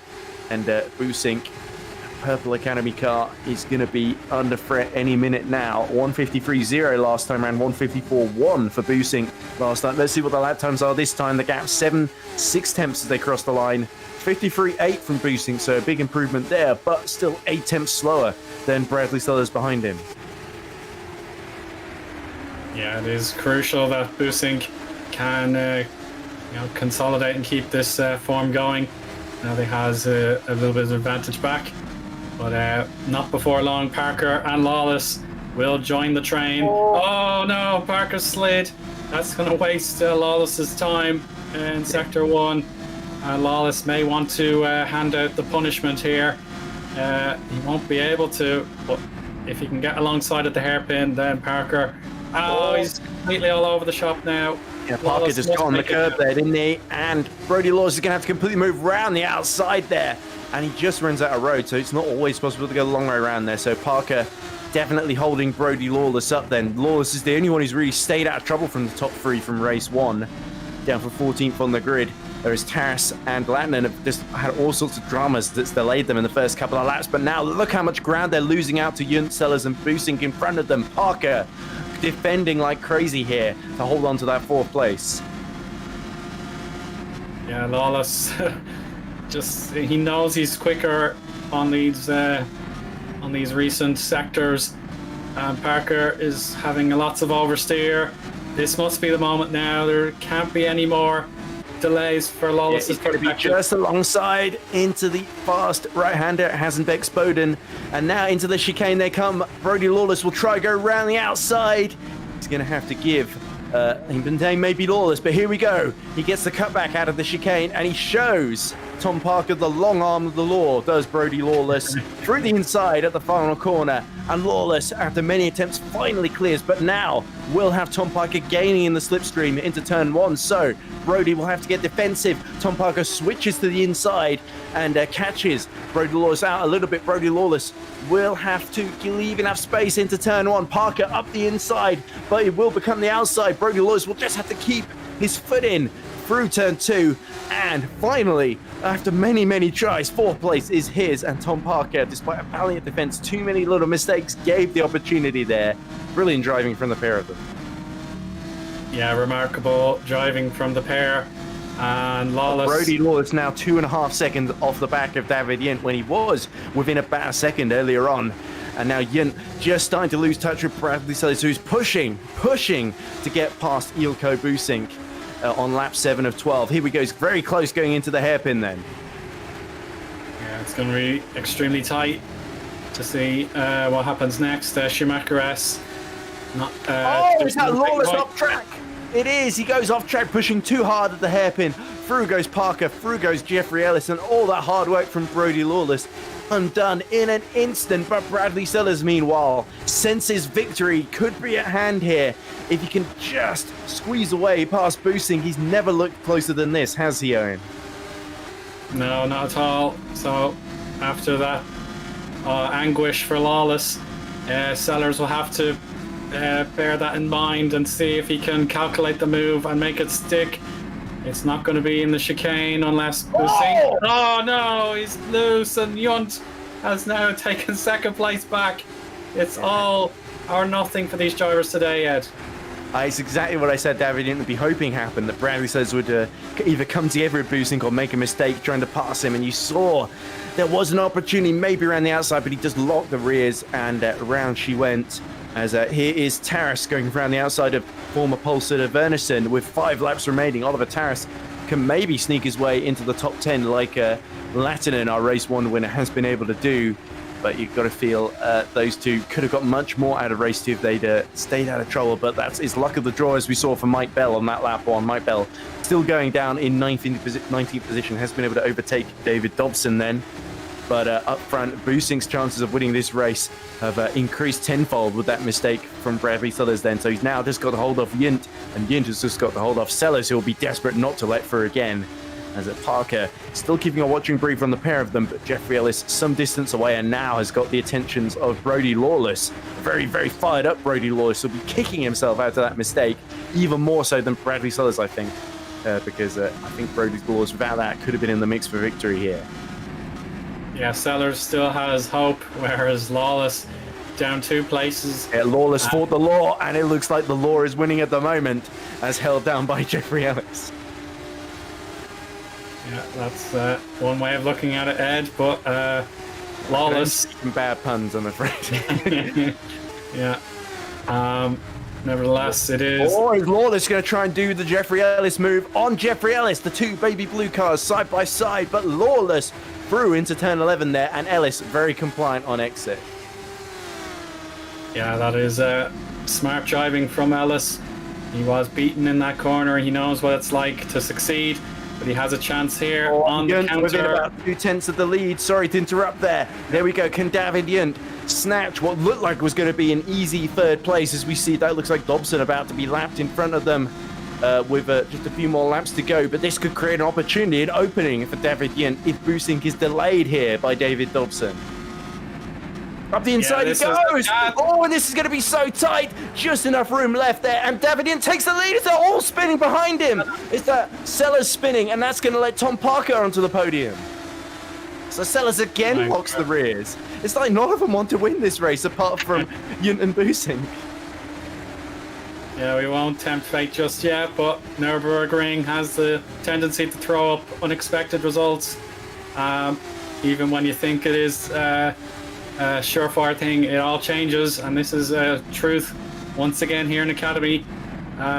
Sellers will have this last opportunity to make sure he stays tight to Parker, and he'll be encouraged to get the podium back before the end of the race. Bradley Sellers with 2 very, very small mistakes, so he just locked the rears, knows that a chance to win is slipping away from him here, as we see Scarpelli and Taras squabbling and swapping positions multiple times down the straight somewhere. And oh, there we go! Just enough room left there as Taras desperate to get past Scarpelli, and Scarpelli, who's sort of been pushed out of the way multiple times in this race too, is thinking, I'm not going to let the pole sitter from race 1 do me dirty like that. I'm going to hold on then to that 11th position, and Taras getting a little bit frustrated, and they're both being backed into Wernerson, I think, behind them. Yeah, that is a risk if Wernerson can gain on these two. If they knock a few tenths out of one another, that'll make another fascinating... Oh, look at Scarpelli just turning across in front of Oliver Taras then. The gap up front, meanwhile, Boosting has dropped to 1.5 seconds behind, with Parker right behind him then. So there's a great battle for second team. Boosting, Parker, Sellers with Lawless a few seconds down the road, I think, about 4 seconds down. So it's difficult for him to catch in the last 2 laps, unless there's more drama ahead, which I wouldn't rule out at this stage, Eoin. And look at this, Taras now tucking right in behind the rear gearbox. You can just see the twin tailpipe just under the airbox at the back and just in front of the rear wing of Scarpelli's green Academy car. But Taras in the midnight blue car is going to sweep to the outside here. Will there be enough space? Will he be able to sweep into the inside, into turn 2? Brakes late to make sure he can get the overlap here. It's too late. He's lost that overlap he might have otherwise had. And Scarpelli defending brilliantly here, actually, not giving up without a stern defense. That's exactly it. But there's no giving up just yet. Taras can still show that fantastic pace we saw from him in qualifying and for most of race 1. Yeah, we'll see if he can possibly make a move. Oh, he has. That's brilliant. Wow. Yeah, there's a little error. That's what we saw Parker do earlier. Scarpelli just getting too far on the inside on the curb as here we go. And in fact, there's been a mistake for Bradley Sellers, yet another one, because Lawless, as I predicted almost, is through into 4th position. So apologies for Bradley Sellers, because every time I think he's going to improve and turn his race around, he blows it, unfortunately, or something happens to him. Indeed, we didn't see quite what happened, but now Tom Parker can still get a 2nd place in this race, which would be a brilliant return, considering he started race 1 in the pit lane, let's not forget. So, Boosink, though, having held the lead for so long, has just got to hold on for another 2 laps. Then is indeed Taras and Scarpelli continue to duel away. So Oliver Taras creating opportunity for Scarpelli to get back through again as his Latinen on the back of Marek Petras, who himself is having to defend very, very hard indeed. So they're not making it easy from the podium finishes in race 1, are they? And why should they? Yeah, exactly. Ed shouldn't be a gimme to anybody, no matter how well they did previously. But Parker has put those slips and slides behind him now. He wants 2nd place and a late bid for a possible win. Oh, Turn so big 4 grass is cutting blocked. there from Boosink. Yeah. So Boosink having to defend very, very heavily, and Yunt just accelerates away as Lawless now in trouble, dropping down the field to 7th position, which allows Jeffrey Ellis through. But Tom Parker, as we is able to slip on the inside on the exit of 4 into 5. And that's Parker through into 2nd position there. So disappointment for Eelco, but Parker completes a wonderful recovery from the pit lane to 2nd in race 2. Yeah, this is brilliant from Parker. My prediction to win. He's 1 away from making that a reality for me. Taras, though, from his chance, he was 13th, I believe, because of a reverse grid. He's gained 1, and Scarpelli is thwarting him with everything he's got. So Taras, he's really got to wait until the final sector, unless that's the door open. Oh, it's shut. The 2 are out. Just died. Whoa, and Bernison had to just push Taras out of the way there, because they were both blocking the track sideways, as well as somebody in the wall in the background there in the red car. Not sure who that is. That might be, let's have a look. Is it Michael R.J. Cabanas? I think might be stationary there. But that's a big shame for Cabanas. Is Cabanas still going, actually? It might actually be one of the other red cars then in the field. Let's have a look. Not Harvick. Harvick's still going. Oh, it's Dobson. Oh, dear. So Dobson, who was having a bit of a difficult race. Latinen now passes Petras for that 9th position then as we go into the final lap. But there we go. Opportunity knocking there for Latinen just out on the exit of the chicane there. And Latinen, despite having a very, very difficult first lap, dropped to, I think, 20th, has gotten his way up into the top 9. So our race 1 winner having a very good recovery drive here in race 2.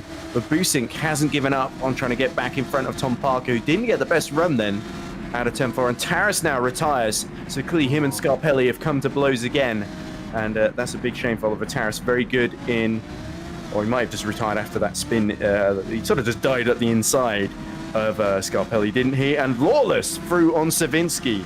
That's a good recovery there, but Lawless has made probably a few too many unforced errors in this race. Look at Parker, suddenly looking very, very vulnerable indeed. And now Bradley Sellers fancies fourth from Jeffrey Ellis. Oh, and bumps into the side. A little bit cleaner, though, than what we saw earlier. And the two still side by side, but Bradley Sellers compromised his exit by bumping and having to go too close to the inside there. Meanwhile, the second place battle still rages on between Busink and Parker as Yunt accelerates rapidly towards the arena, but there's a yellow flag up ahead. Who is that that's come to blows? It's one of the lap cars. I know it's one of the midnight blue cars that spun. Is that Vazdar in trouble? Yeah, that could be Vazdar for sure. But anyway, 19 resinking. We go, and Busink now delayed by that, so he won't be able to challenge Parker then in the final few corners. But David Yunt then has only one corner left to negotiate, and in a rare appearance in Academy, he is rewarded with a race 2 victory from 4th on the grid. Brilliant driving there from David Yunt.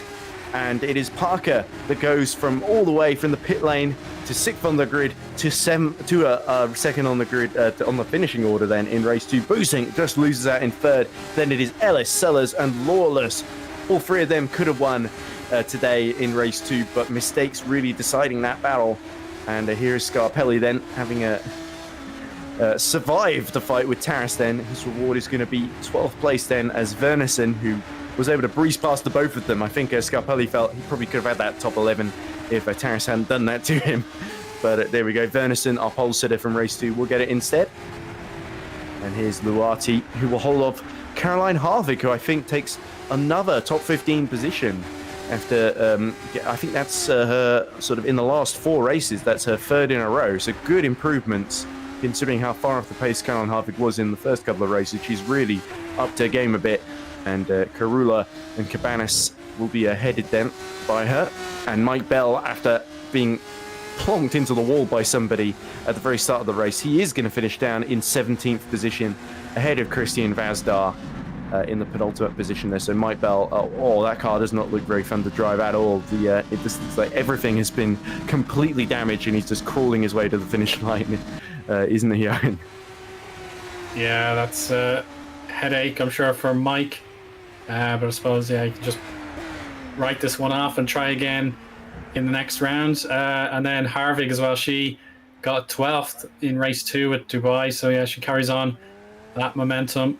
And I thought she finished 15th. Race 2, she finished 12th. Yeah, race 2 she went from pole to 12th, yes. And race 1, she was 15th. So, yeah, that's 12th, 15th, I think 16th or 18th in race 1 earlier today. And, some drama's going on. Being deciding to drive backwards and I think that's Vazdar giving him a little tap there. Yeah, just a bit of horseplay, but yeah, Yunt is a worthy winner. I'm sure you agree, Ed. Absolutely, then. So let's go through the order very quickly for race 2. David Yunt takes victory, and we were sort of used to seeing that in these race 2 reverse grid ones where he always gets up front, defends brilliantly, takes advantage of the chaos in front of him, and that experience really coming to the fore. Tom Parker, also his experience, helping him navigate the chaos through to second, ahead of Eelco Busink, who I thought was still pretty impressive today, and his reward is a podium. Jeffrey Ellis finishes 4th, a little bit of a quiet one. Jeffrey didn't quite have the pace, but did well to hold off Sellers and Lawless today, who I think both could have won, if not for a couple of careless mistakes. Savinsky, he will finish 7th ahead of Sevsek. Then it is Latinen, our race 1 winner, who recovers up to 9th after a difficult first lap as Yunt tries to go backwards into the pit lane. Petras rounds out the top 10 after a pretty decent defensive drive from him. Then it is Verneson, who will finish 11th ahead of Scarpelli, Luati. A very strong drive from Harvick ahead of Karula, Cabanas. Mike Bell, the wounded warrior, still finishes in 17th. So, good on him to keep going despite being so far behind. Christian Vazdar with that late spin drops to 18th. He will be our last finisher then ahead of the luckless race 1 pole sitter who struggled all race in the pack, Oliver Taras. David Dobson, who doesn't quite make it to the finish, sadly. Then it is Dylan McKenna, Leo Smith, Louis F. Sentu, Bradley Lamport, Frederick LeJohn, Cole McMillan, Louis Smith, Charlie Jemsom, Jaroslav Hajek, all coming to grief and not seeing the checkered flag or making the full distance. So, a lot of retirements there, sadly. So that shows you how dramatic race 2 was. Doesn't look like anybody is waiting in the interview room, Eoin, to talk to us, which is a shame. I would love to hear what David Yunt, Christian Vazdar, and co all have to say, but it seems they all want to talk to each other and not to us, which is, I guess, fair enough. Yeah, they're in their own specific voice lobby. So yeah, if they want to move down, there's probably still a minute to go. But yeah, I'm sure there'll be plenty of solid emotions, whether be happy or sad. Yeah. The drivers. Any of them could go into the wait for interview room, but none of them seem to be doing so, and I don't want to drag them out mid-conversation because I've done that before, and they've even from the wait to interview room, and they've had a go at me about it. So I think I'll not incur the wrath of these drivers after some pretty heated incidents there. But Vazdar, I'd love to hear about him pushing Dylan McKenna across the line in race 1, like how that happened. But certainly some comedy as well as some sublime racing then in both races here at the Nürburgring. And I have to say, Latin, his confidence will go up after 2 really strong races, I felt there. He's had such a difficult start to life in Academy, and he's really shown his pace. It wasn't a flash in the pan, those front rows and pole positions, or near pole positions, I should say. Taras, though, a little bit of work to do, getting shuffled back in both races, I think. And David Yent, of course, recovering in the race 2 there. Brodie Lawless, though, I think, despite how race 2 went, still impressed me greatly with that second place in race 1. And I think Brodie Lawless, if he can just cut down on the errors, I think we could have a very, very fearsome driver on our hands then. And we have got somebody who wants to interview us then. It is Dylan McKenna. Who else but Dylan McKenna, the Irishman, wants to talk to us. So let's hear what he has to say. So we are now joined by the finisher in race 1, down in, was it 23rd position then, Dylan McKenna, despite running out of fuel on the final lap. So Dylan, disappointment then. I know you were in the fight for that reverse grid pole at the end of race 1, and the fuel, it was a bit marginal and you couldn't quite get it to last. But a helpful push from Christian Vazdar enabled you to finish race 1. Sadly, I know race 2, it was a bit touch and go whether you were going to be able to take part or not, and in the end, listed among the retirement, sadly. So, but an entertaining race, certainly, with lots of action in race 1 particularly for you. Yeah, it was a definitely difficult race, especially after what I did in Dubai, but yeah, obviously it was a bit of a mislap of judgment with the fuel, and I thought I would have made it to the end, and halfway through the race, didn't realise I wouldn't. I would just not make it, so I tried to drop off my pace with risking coast and try save fuel, but nothing would have worked at that point. That is a shame, but you gotta. These experiences happen, don't they? And you can learn from them, get better, and I'm sure you'll be back to the pace you were showing in Dubai before too long. But thanks for talking to us, Dylan. Anything you want to add before you go, or is that it? Really?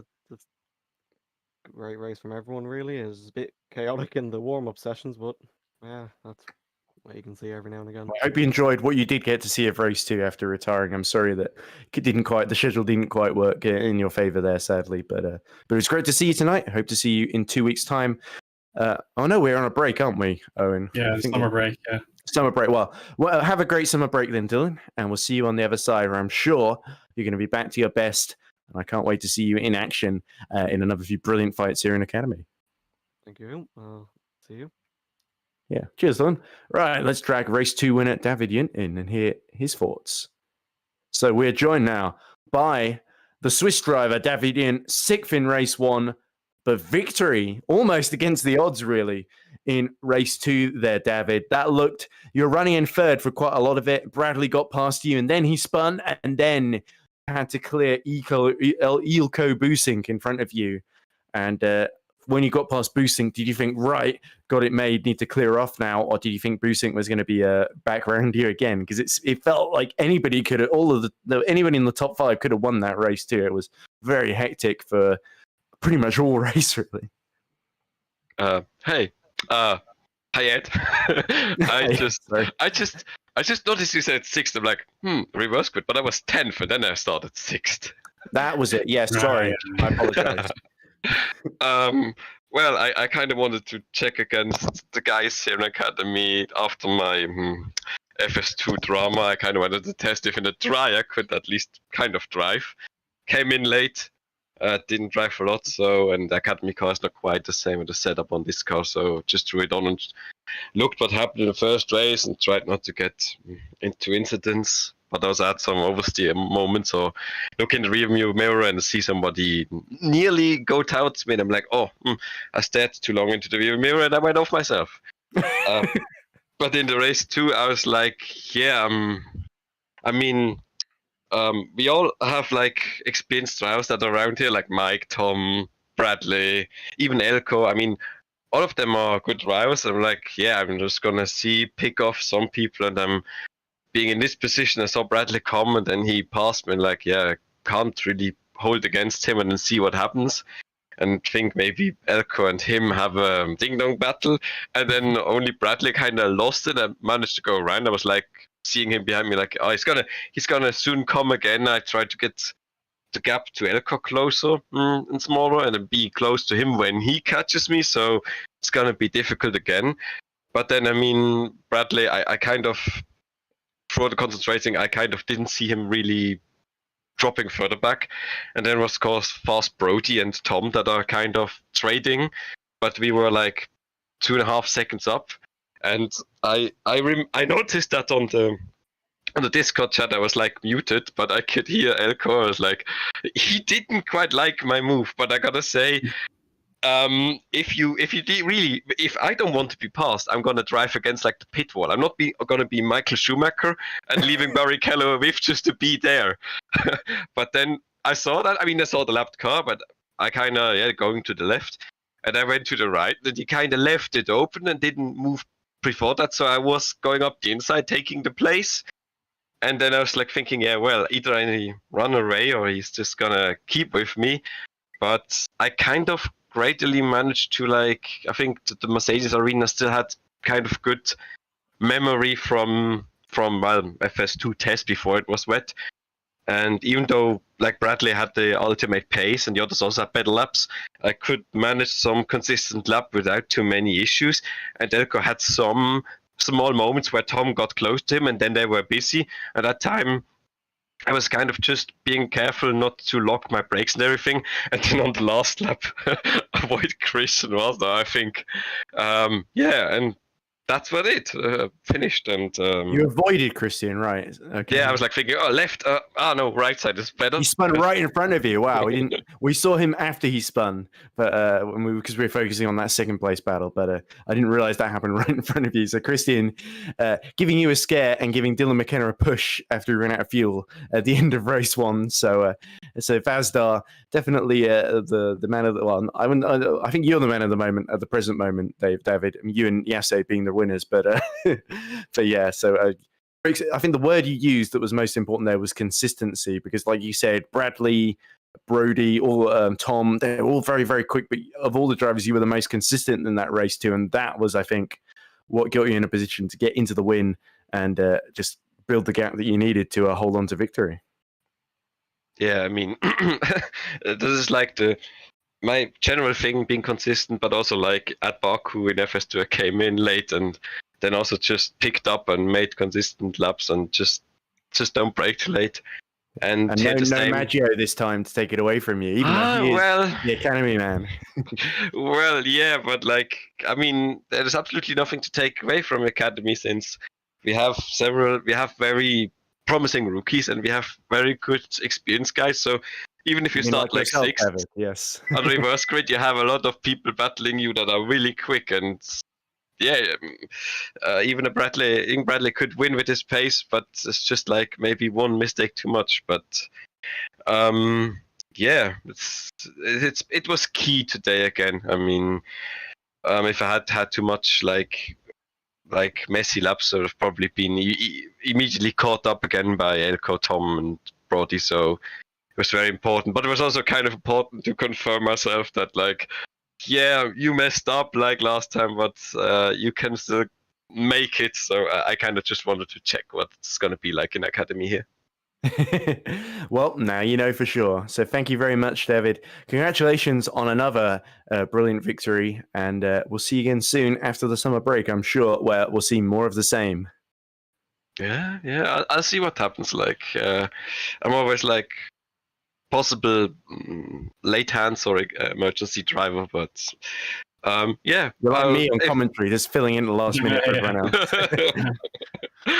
be careful that I'm not gonna be like co-comms soon because because we need someone. That would be funny. But yeah. Have I drive and you commentate, yeah. Oh, it's interesting. Like Even though I've not got anything that would let me drive. I'm gonna be the driving commentary. Like look from the driver's point of view. But yeah, we'll see. If nothing like primary or anything, I'll probably be checking back to academy. Okay, well, I can't wait to see it then. Anything else, Eoin, before David leaves, or should we let him go? No, I think you covered everything there, Ed, and David as well. Congratulations, and see you around next time, hopefully. Yeah, sorry, you. Hi there, Hi. and Hi, thanks again. So Yeah, bye no bye. bother. See you. Right, so I think that is about your lot since everyone else has left then. So, Eoin, some brilliant pair of races here in Academy, and it's Latinen who takes his first victory, David Yint, who takes the latest in a line of many victories he's taken over the years in GPVWC categories. So lots of new names making a name for themselves. Tom Parker, I think, probably arguably driver of the overall day with that pit lane all the way through to second in race 2. His climb up the order felt like pretty unstoppable, I think, at a certain point, but only David Yint prevented him from winning that one.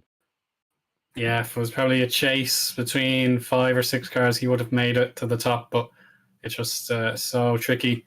Different drivers have different priorities, different skills, so they're going to make your life difficult regardless. So yeah, well done to Tom on a fantastic recovery drive. Yeah. So, that's all from Academy. But before the summer break, we still got, and the rest of this week, we've got Super Lights and GPVWC Super League, of course. Which, what days are they on again? It's Tuesday and Thursday. Tuesday and Thursday. I did think it was the 2T days, but I wanted to make sure. Yeah. So you've got Super Lights tomorrow on Tuesday, and then you've got Super League with Caitlin Penny and Ryan Elliott, I think, on the commentary. And both of them said there was a bit touch and go whether they make it. Hopefully they both arrive in time, and I'm not needed to fill in again. But you've done plenty, Ed. So it's exactly so. But very much looking forward to those. But anyway, so it's Latinen and Yint that take the victories here in the Eifel Mountains here at the Nürburgring. And they end the season. It's very much the men in form and the drivers to beat. So thank you very much for listening. Thank you very much to Eoin, Harmon, and Heigo Poom alongside me in the commentary and broadcast team. I've been Edward Hunter, and we'll see you next time when we do GPVWC Academy after our summer break. Bye for now.